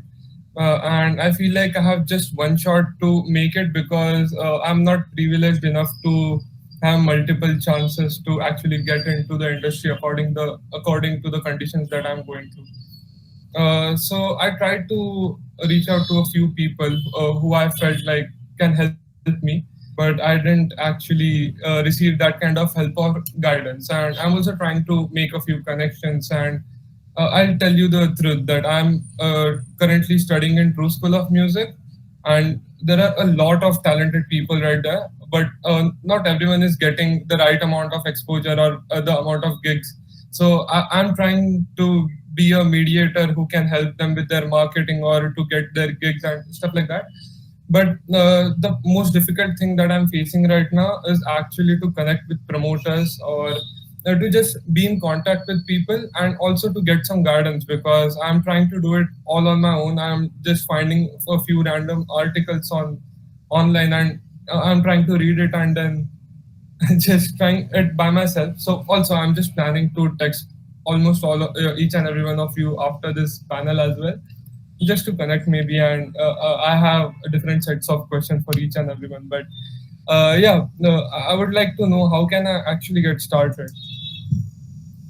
Do you want me to jump in, or Vasundhara, you want to go first? You go. First of all, can I ask you a simple question? Why do you say you only have one chance? According to my age and the things that I'm doing right now. Money? I'm 19. I'm 20 right now. I just turned 20. Okay, first you're a child. Okay, I'm going to turn 40 this year, and I still think I have 100 chances. So calm down. First of all, I don't. How long you haven't attended any of my mental health talks at True School? I think. Okay, but first of all, stop thinking you have only one chance. All right, you can get a part-time job doing whatever your parents want you to do and still pursue music. All right, I'm just giving you an example. I'm not saying that's what you should do. You have a billion chances. You can get into the business at the age of 50, even if you want. Okay, so stop thinking you only have one chance. You have to also understand everyone's journey is different. Some people get famous overnight. Some people get connections easily. Some people it takes harder. All right, you have to stop comparing yourself to other people. All right, their journey is different. Your journey is different. Doesn't mean both of you are not going to be successful. Okay, we all started with not knowing anybody. So you are not the only one. Okay, the difference is now there are lots more schools and companies and opportunities. So you are actually luckier. So rather than thinking, oh my God, think of it like, oh my God, I have so many resources now. right? You have the ability of emailing or reaching out to every single one on this planet, just on this panel. When we started, we had nobody to reach out to. There was hardly any internet. So, I mean, back then, when the dinosaurs ruled the earth and all that fun stuff. So, I can tell you how I started as an agent. When I came back, I knew nobody. All right. I was not in the country for many years. I did not have any connections in the business. I just knew one guy in a band called Jalebi Cartel, who are now individual DJs like, Arjun Bagle and all these guys, but they had a group. He was a friend. So I told him, bro, can I please talk to your band? And I somehow convinced them that they need a manager and I will be the manager. All right. That is it. The rest, what I did, I sat down and it was all about Excel sheets. I sat down and I made lists of every venue, Googled not just in India, abroad. That's how I broke them internationally as well. Every venue, every booking agent, everything I could find, made a list, start contacting them and asking them, who is in charge of your booking at the venue? Who is in charge? Who can I talk to regarding the festival you're programming? Get contacts, right? Then it's about reaching out and making sure you have all the details for your artist, being the intermediary. When you say intermediary, that means you want to either be a manager or an agent. That's a prestigious position, all right? That's important. So don't just think of yourself as a middle person. Think of yourself as an agent. Think of yourself as a manager, right? Start slow, but it is easy and it is possible to do. Just don't shoot yourself in the foot by saying, I only have this much time. You have your whole life. ठीक है, पैसे बनाने, do a part-time job, do something else while you do this also. That's what I tell all artists and all people in the industry. In the beginning, you're not going to make a lot of money. So do something else that will pay the bill, that will keep your parents happy, but still do what makes you happy. I hope that answered your question. Yeah, and Abhijit, to chime in at this point, music is always a long game. Yeah, it's a long-term game. It's not an overnight thing. There's this popular saying that says that it takes 20 years to make an overnight success. And we have many, many stories from within Bollywood, from within indie, etc., of how much it actually takes to, to get that moment. That is there.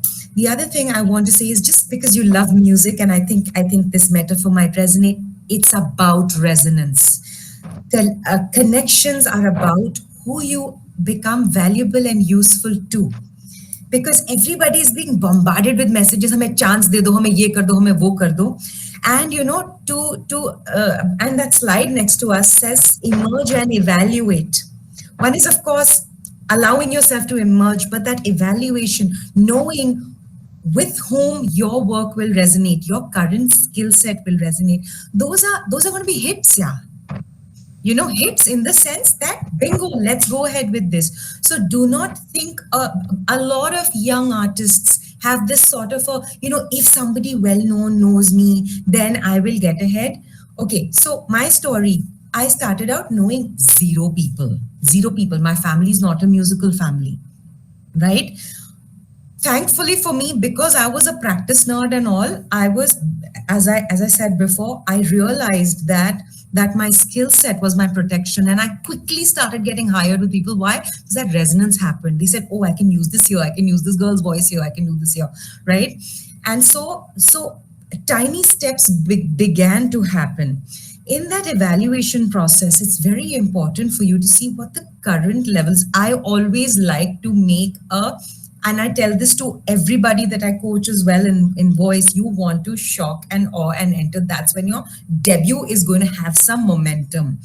Yes, everything has become democratized. You can click a button and you can, get your music out there.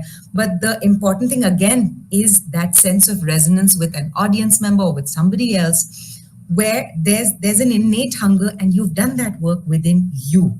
Right? So it's both of these things, and music is a long game. My first job in music, even though I wanted to be a singer and I wanted to sell out stadiums, man, the first job I had was a voice dubbing artist with Sesame Street. I used to go after college. They used to send me the production house used to send me a taxi. I used to do 6, 7, 8 hours of speaking in voices that were not mine. Right? And they say you have to be a 3-year-old, you have to be a dog, you have to be an old man. But that was my first, because at that moment, that's what I was good at. Around that same time, Abhijit, somebody called me to sing a jingle. I wasn't good enough and he didn't call me back.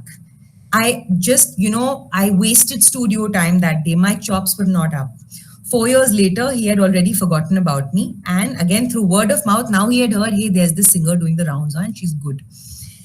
And he had actually forgotten about me till the time he was writing me my check. And he's like, wait, what?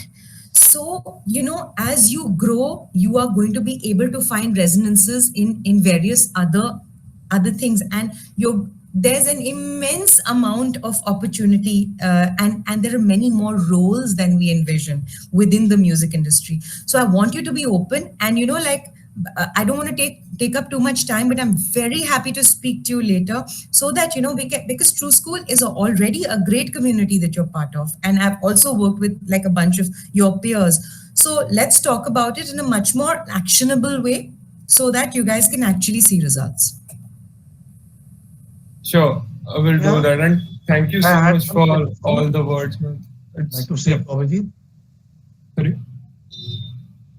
I'd like to say one little simple thing to you, which is that, like music is not a competition, So for a lot of young artists, as Vasundhara was talking earlier, right, you have to basically do what you want to do, yet without like a particular pressure of having to succeed right away.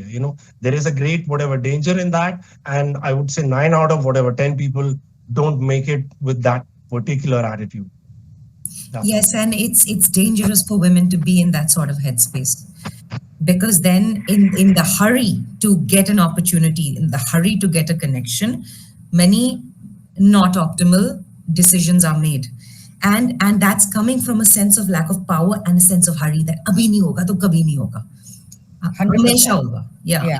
In fact, I remember I did a similar thing at True School. So I do these mental health things for musicians, and somebody said the same thing from TSM. I don't know what, I'm going to have a chat with TSM about this, but like it was about, like I only have 3 years and to make it, how long will it take for me to make it? So I asked him, I'm like, did you know this was like 3-4 years ago. And I asked him, I'm like, do you know who I am before this session? He goes, no. I'm like, had you heard my name before this session? He goes, no. So I'm like, so clearly I have not made it. So what is the problem?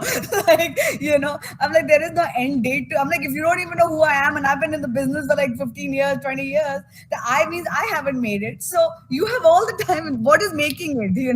You're never making it, or you're always making it, There is never an end date. You just never ever compare yourself to anybody at all. At all. Not so I just want to share, 1 or 2 points, from my learning. So when I started writing about Indian music, for example, with the Indian Express, as I was an intern, there was a huge amount of resistance. For example, to even cover something like GIR, which is the Great Indian Rock Concert, right? They were not interested because they're like, okay, some bands, whatever. So I started that journey to, while trying to understand and seek for answers about if there is so many people out there, who want to be a part of a GIR, who want to be a part of what we call indie. Why isn't the mainstream media interested enough? Have we not done enough? Are we not being able to explain that there is a movement happening? There is an evolution that we are seeing.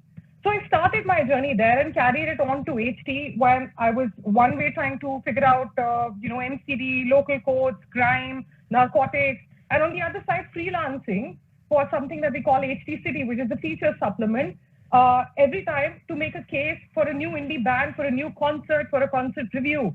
It was not easy. I was just going to get, like, say, less than 200 words, which is like less than 1.5 columns, right? And from there, it took me many, many years to get indie on the front page, whether it was Parikrama, whether it was Medieval Pandit doing the first ever album, performing at a really big internationally renowned festival, or whatever it was. Every time I went to my editor, I still speak to him today, 20 years, being in the profession, he used to tell me, I'm tired of your hungry rockers. You want to make a career, stop bothering about indie music. Okay. But what I did, and what I think is very important for men, women, and any other, category, is you have to first seek. whatever research. You have to develop that muscle for yourself. Of course, communities are very important, whether it's for marketing, whether it's for general, the growth of a particular genre or a category. But fundamentally, the journey begins from you wanting to seek answers and wanting to research from whatever is available around you. Go to gigs, meet people, meet fans, try and see if you can get, backstage access at some point. Maybe you will.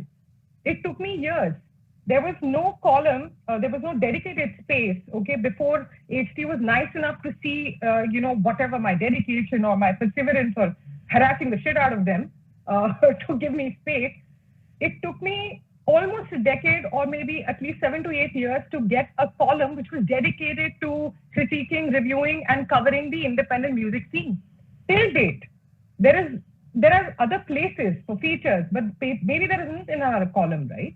Now, once I finished that chapter of my life, and I wanted to go beyond, which I couldn't as a journalist, to be a larger part and contribute, a lot more to the indie music business, I started the Big Beat.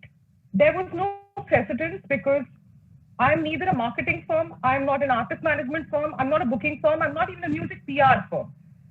So 10 years of the Big Beat today, I'm still explaining to a lot of people what music media strategy and reputation management means. How it is not just PR and why we need it.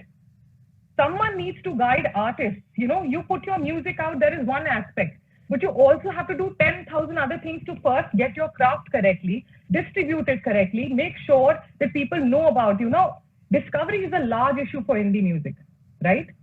But the whole process begins with you seeking as an individual. You have to have the fire.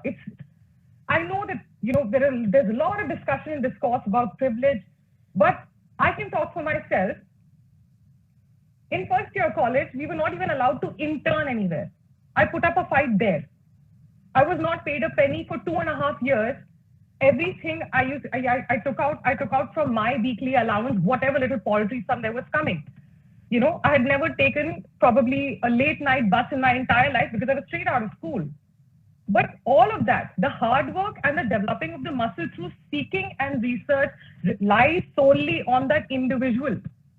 How do we have more women producers, sound engineers? Somewhere there has to be that need from within them to be doing something with music. And then we have places like, what we are doing today as a part of this conference to bring out our individual case studies and tell them this is how we did it. Did I know anybody in the indie scene? I did not even know how to write a proper copy, right? But I learned, I spent enough time just watching artists, figuring out what their problems were, what their issues were. Nobody is born with the art of reviewing, critiquing, or reporting. You have to like that. Today, what do we do with what we call media strategy, right? It's a narrative which I'm evolving for myself on a daily basis, right? But there was no precedence. There was nobody guiding me to say, you do this or you don't do this when I was, actually exiting, what people would call a peak, of a professional career, right? So how did I get here? How am I working with, so many artists, and why are these artists working with me? It's all because somewhere I was seeking for solutions. Somewhere I was seeking to know more, to help people better, to help artists better. So this applies to, we've been spending a lot of time talking about music makers, which is very important, but it's also very important to talk about systems around that support musicians, right? Whether it's music journalism or it's the role of a strategic advisor, right? All of that stuff, again, it comes from within. You have to seek. You make that effort, you be perseverant about it. And to answer your question, Abhijit, in any profession, in any scenario in life, even if you look at this panel, we would never say that all of us had the same issues or the same, opportunities. It's different. For someone, who gets early success, that early success can also be the reason that the person is not growing beyond a certain this thing because he's got used to that, right? And for someone who takes years to get there, because it's always years, right? Somewhere the music you heard when you were growing up, the books that you read, the poetry that you consumed, right? today may be inspiring you to create something of your own. Right? So it's a process, but the onus lies on the individual. And then, of course, having communities like this to share, concerns and talk about issues is super important. Sorry, I've taken a lot of time, but I felt that this needed to be said. It's in your hand, and then it's up to whatever forces there are. Thank you. Thank you so much, Malvika. I think that was really illuminating. This next up, Muskan, I see you had a few things to say in the chat. Please come forward and please ask any questions that you may have. Sure. First of all, I would just like to say that this session has been so inspiring and motivating. Ritnika, I absolutely love your energy. And I would love to, It's all the beer I'm drinking, honestly. It's all the beer I'm drinking. All right, so I have a question for Sumedha. Since I see that she is based out of Delhi, I have two questions for you. So first would be, what is one thing, except women in music industry, what is one thing that no one really talks about in music production in general? And second question would be, since you're based out of Delhi, how you must have done live gigs, right? So how was it for you to navigate maybe late night shows or shows in a very a secluded place? Thank you, Muskan, for asking those questions. First of all, I'd like to answer your second question. As someone who was just starting out in live gigs, I was mostly doing it all myself. Like whenever I had to attend live gigs, even when I was assisting people, I was completely by myself. Although I was making sure that my family and my friends know where I am. So I was sharing my location all the time. And sometimes, even in live gigs, like sometimes I happen to travel with the artists themselves. So safety was kind of, I know the onus was all on me, how I would travel back. Definitely it was a concern for my parents for the longest time in my life. But since I was already always updating them about my whereabouts, about the timings of the shows and everything, I think it was well taken care of. Then other thing, can I just so you asked me what is that one thing which is not highlighted in the music production industry? Yeah. Could you explain that question a little bit more in terms of? So like for example, something that we don't talk about, like we do talk about shortage of representation in the industry. We do talk about how most people are underpaid. But one thing that you think that isn't really talked about a lot, other than these two? Well, yeah. So representation definitely, and the underpayment. The other thing that I think I'd like to say is that music production can be a collaborative effort also. So let's say if you're seeking a client, like for somebody who's just starting out, I might not be the best guitarist or the best keyboardist to be able to produce for a client. So it's always best to start with a bunch of people that you know of, let's say your friends or your musicians, other musicians that may be very well capable of that specialization. Like if you have friends who are instrumentalists, you can always take help. So I think music production can be a collaborative effort to say.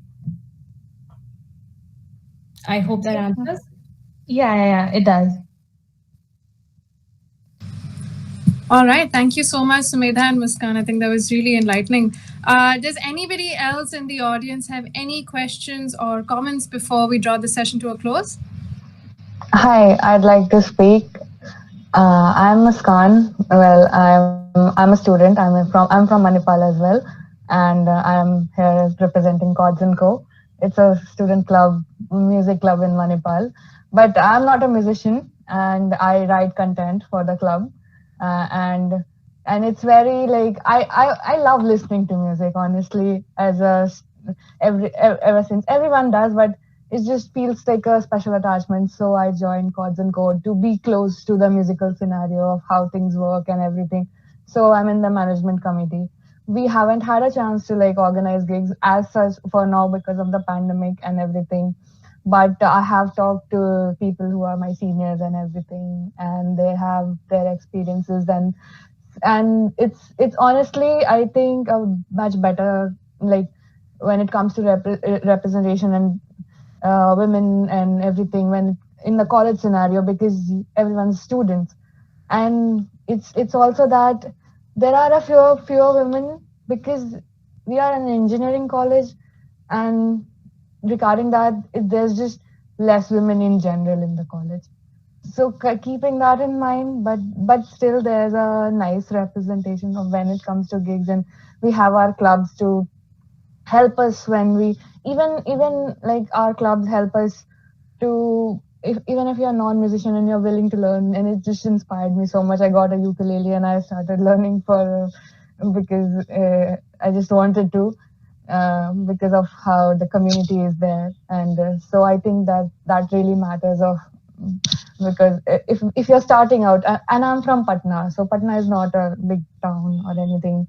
So when you get to Manipal, you meet new people, you meet people from all over the country, all over the world, and like now this session, okay, I just want to say about this session that this has been such a fun session and meeting such amazing people. Uh, it's just uh, uh, and Muskan, I have just started learning ukulele. It's just a basic few chords, and it's so amazing seeing you all here and talk about your experiences. And it just feels, oh my god, I have so much to learn. And I think that's what I'd like to say. Thank you, Muskan. I think that's incredibly sweet of you. And we absolutely love having so many people who are aspiring to join the music industry and actually bring a mirage of thoughts, right, from people who are very experienced, along with people that are just entering. I see that there's been a lot of collaboration and a lot of interest in connecting with each other after the session. So I'd just like to ask the audience to please go check out the Instagram for Femwave. We have linked all of our panelists in our posts, in our latest post, so you can definitely get their connections from there. And finally, if there are no further questions, do we have any other comments or anything that anyone would like to say? Hi, I would just like to add like a few things. Like, thank you for conducting this workshop. And like, I'm just starting out. Even I am in True School of Music, and I'm an instrumentalist. Like, I play the drums. I've been playing drums for some time now, and like I'm into music production. I want to learn how to become a DJ, own my own business, sort of something. And I'm into like a lot. I'm like basically into every instrument that I can learn. Mainly my primary instrument right now is drums, and like it's like the first topic we were discussing about representation. It's like still so confusing to me. Like, I want to be just known as a musician and an artist, and I don't want to be associated as, because I am also a beatboxer. So I went to a beatbox event, and that was like a bit weird for me because it was like, okay, yes, I'm being gratified, but it bring like unwanted attention just because I'm a woman, because I know that I wasn't that great as a beatboxer, and I was just getting unwanted attention that I didn't want because I wanted to learn. But then at the same time, I wanted representation for women because there were like 6 girls, 7 girls, and like 50, 60 boy participants. So it's like still very confusing about the representation for me. And like, I'm just new to everything, and it's literally my first year, first month. Bhavika, can I just add something? First of all, I was a drummer. I started off, I mean, no, I started off as a piano player and I hated it. And then I became a drummer. And trust me, we're the coolest. The drummers are the nicest in every band. And I will argue with every musician who denies that because they're the most solid ones.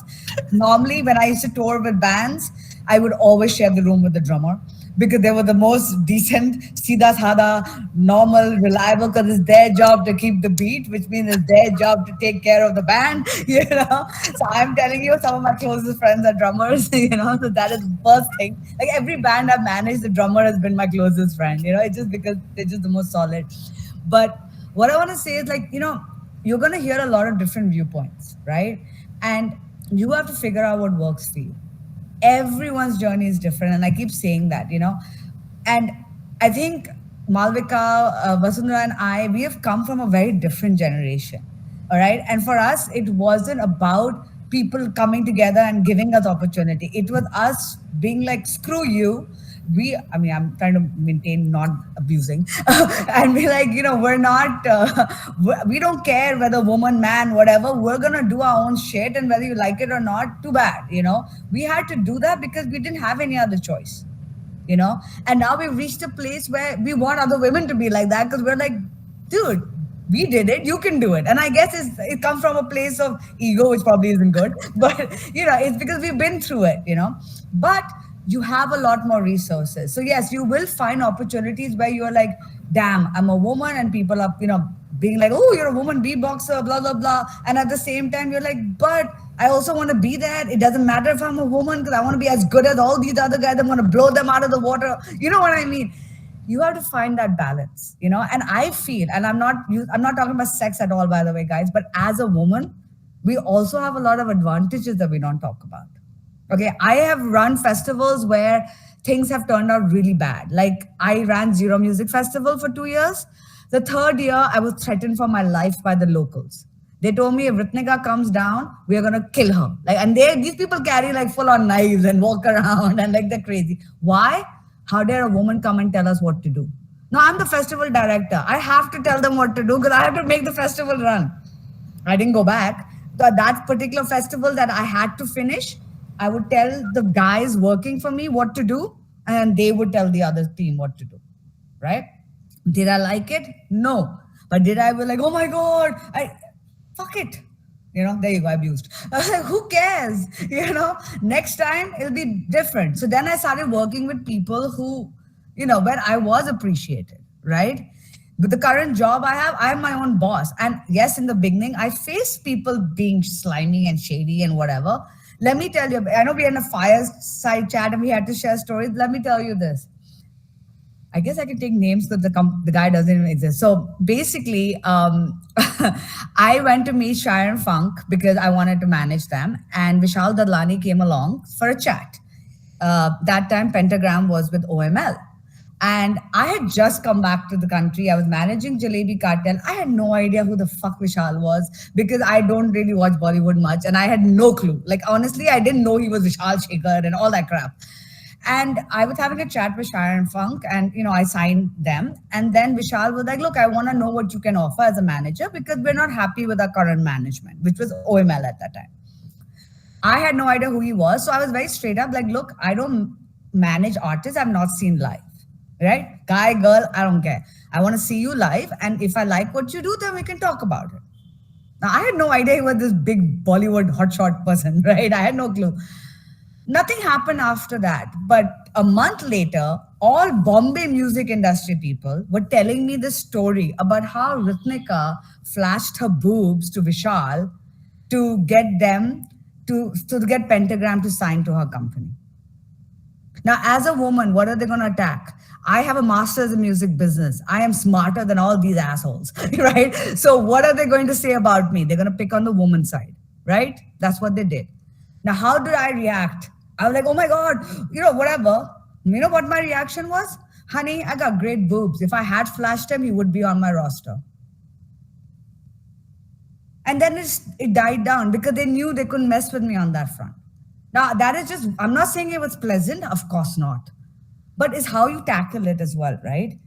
It's like, that's why I come from this other attitude of like, I don't care, I'm going to be who I am, and I don't need someone to provide me things. I'll create my own safety. I'll create my own thing, because that's what we had to do.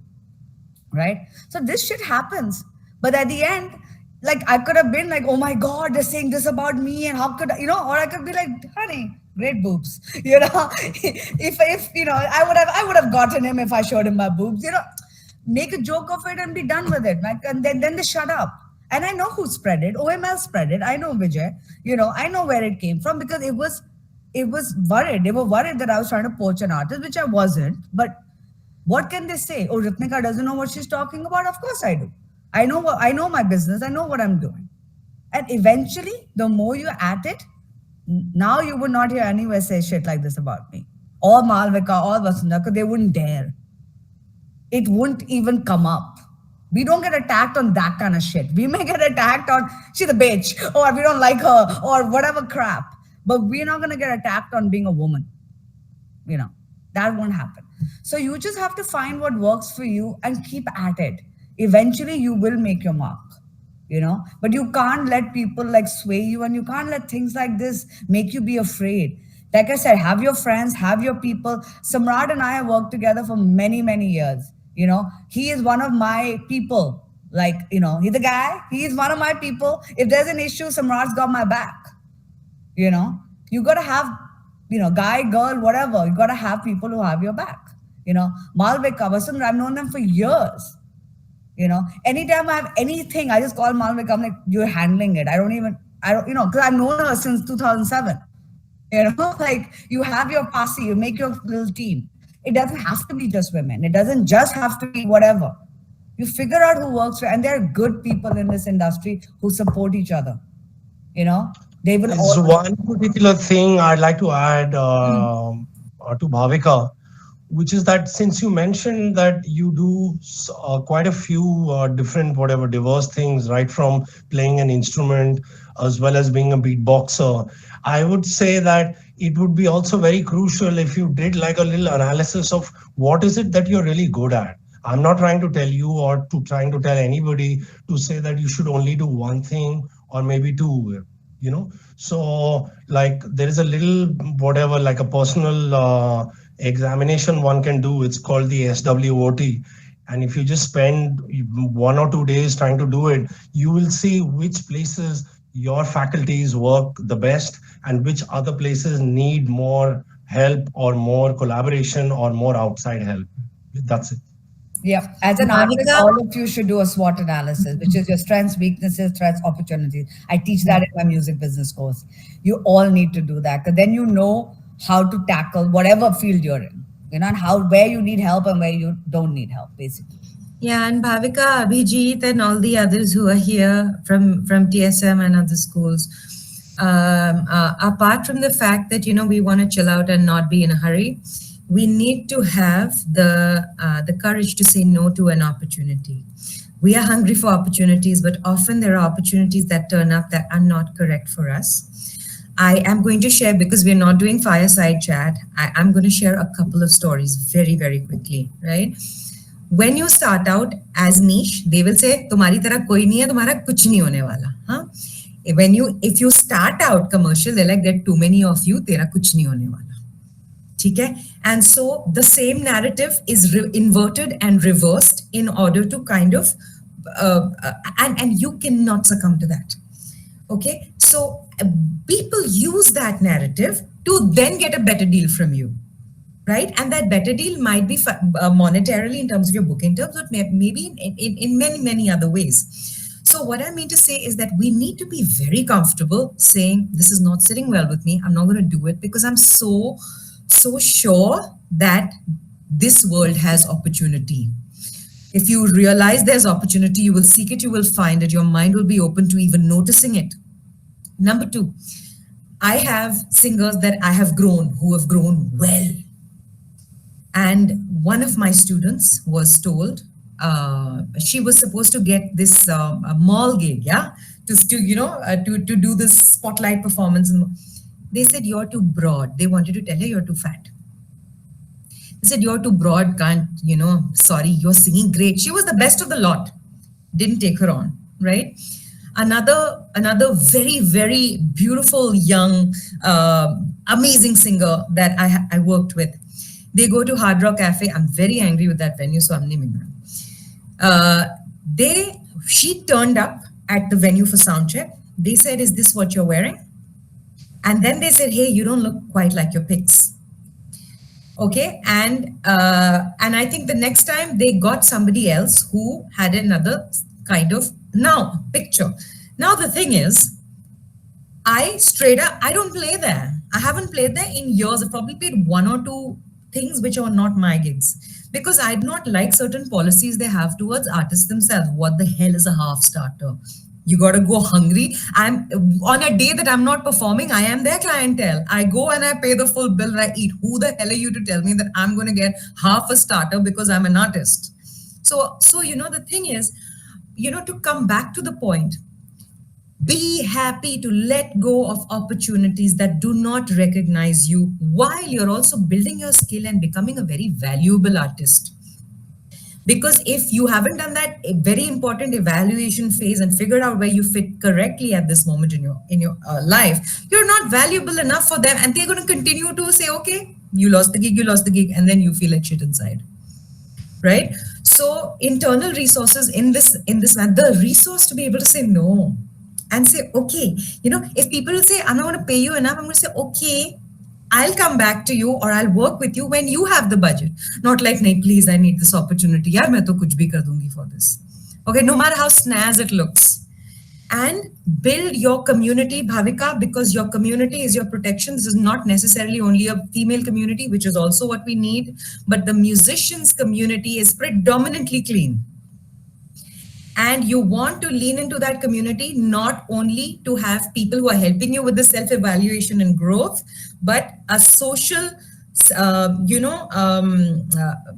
they normalize many things. They help you navigate many things, and you get better and you get safer and you grow you can, check, cross-check. I always do background checks when I'm talking to someone new. Because you need to be armed with all of this information, because sorry to say, many things are toxic in this world, but we need to develop these resources together. It's the same as when you buy shit on Amazon, you check the reviews to make sure it's decent. It's the same as when you go for a meeting, it's the same as whatever. You ask other people in the industry, is this promoter legit? Is this venue legit? Do they pay? Do they not? We all openly talk about it. No, that guy fucked me over, that guy did something. You're like, acha, I'm staying away from that person. It's just your gut. Our guts are great. Our intuition is very strong. And we usually know the answer. We're just afraid that, if I don't do this, we'll lose out on an opportunity. There's another opportunity coming the next day. I'm a big person about law of attraction and all that. So if you ever want to hear about all that bullshit, you can, come to one of my other sessions. You can manifest anything. All right. So don't worry that, hey, I'm going to settle for shit that isn't right for me. No, when you start settling, the universe is going to give you more crap you're not happy with. Just be like, no, this one is not okay. I'll catch the next one. And it will come. We've all done it that way. We've all learned. We're like, no, I don't work with anybody I get a bad vibe from. I don't even know how to base the answer. I just get a bad vibe. I don't work with them.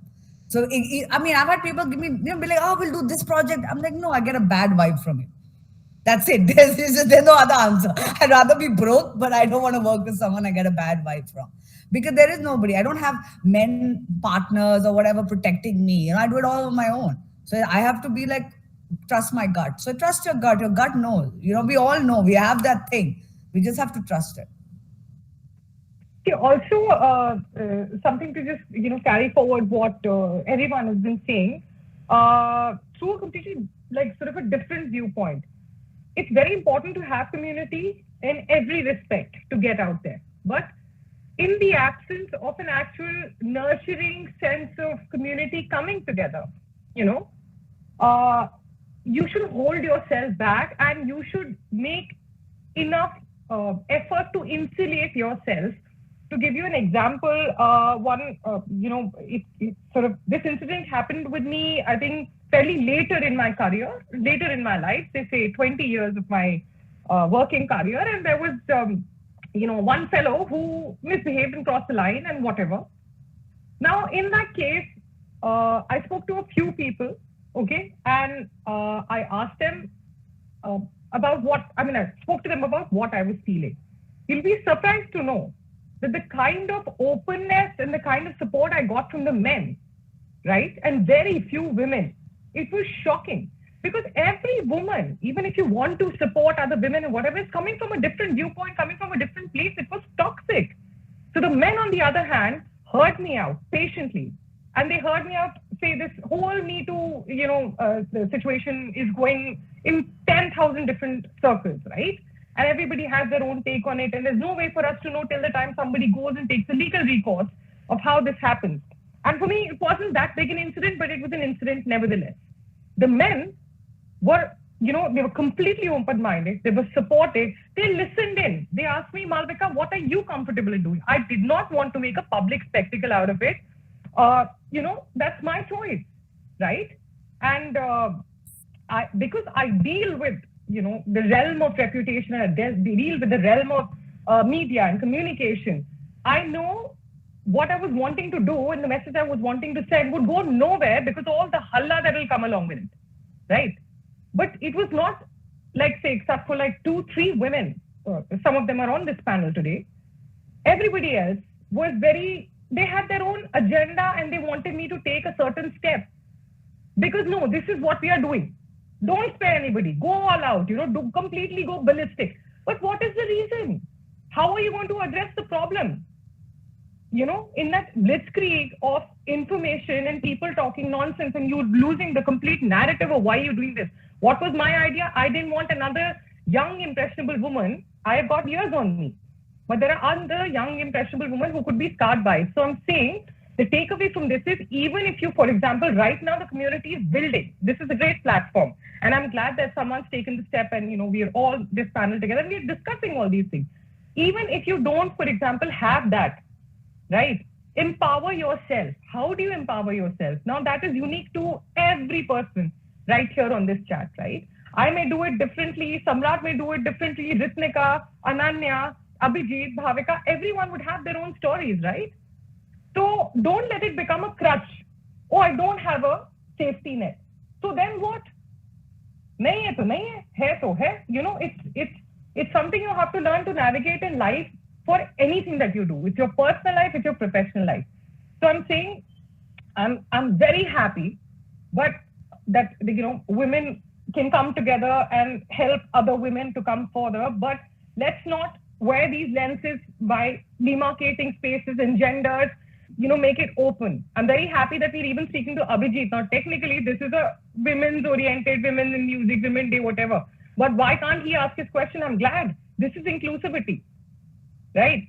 So any of these experiences that you have, you will find your own way of handling it. And if you can't, I'm saying there was this conversation about someone saying that in a smaller towns and there are maybe not so many avenues for you to explore, figure out what's happening in the indie music scene.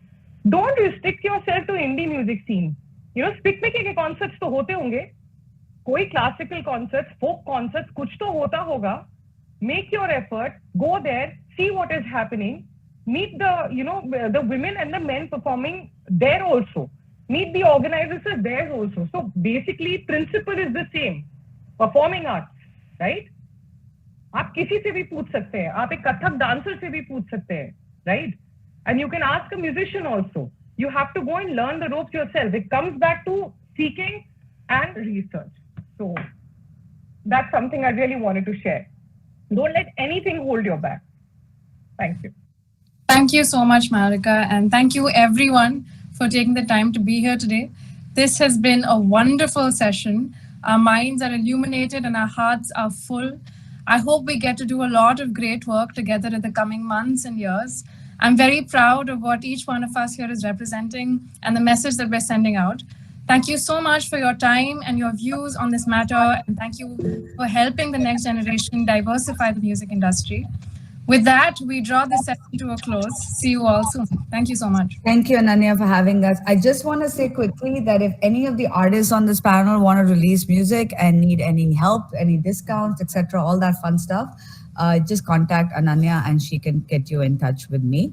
I'm happy to help out. But if, at the end, don't just push your music out there and don't let anybody stop you. So if you need any help with discounts or whatever, including you, Abhijit, if you want to release your music, including you, Samra. One last thing.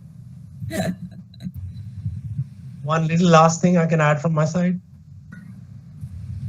Yeah, I'd like from the bottom of my heart, Yeah, I'm not in India right now, but I'm really happy that we all could come together over here. I'd like to thank Ananya especially because it's her brainchild. We've pulled it off via the Femwave banner. And one last thing from the guest speakers, we'd love to hear from you about this particular experience. So please write us like a small email or a long one at Femwave, and we'll definitely stay in touch with you. And it's also to all the people who've gathered over here as the audience. If we can help you or if we can connect you with any kind of resource or help that you're looking via Femwave, we are open to the idea. Thanks so much, guys. Thanks so much, everyone. Have a great day ahead. Thank you. Bye, everybody.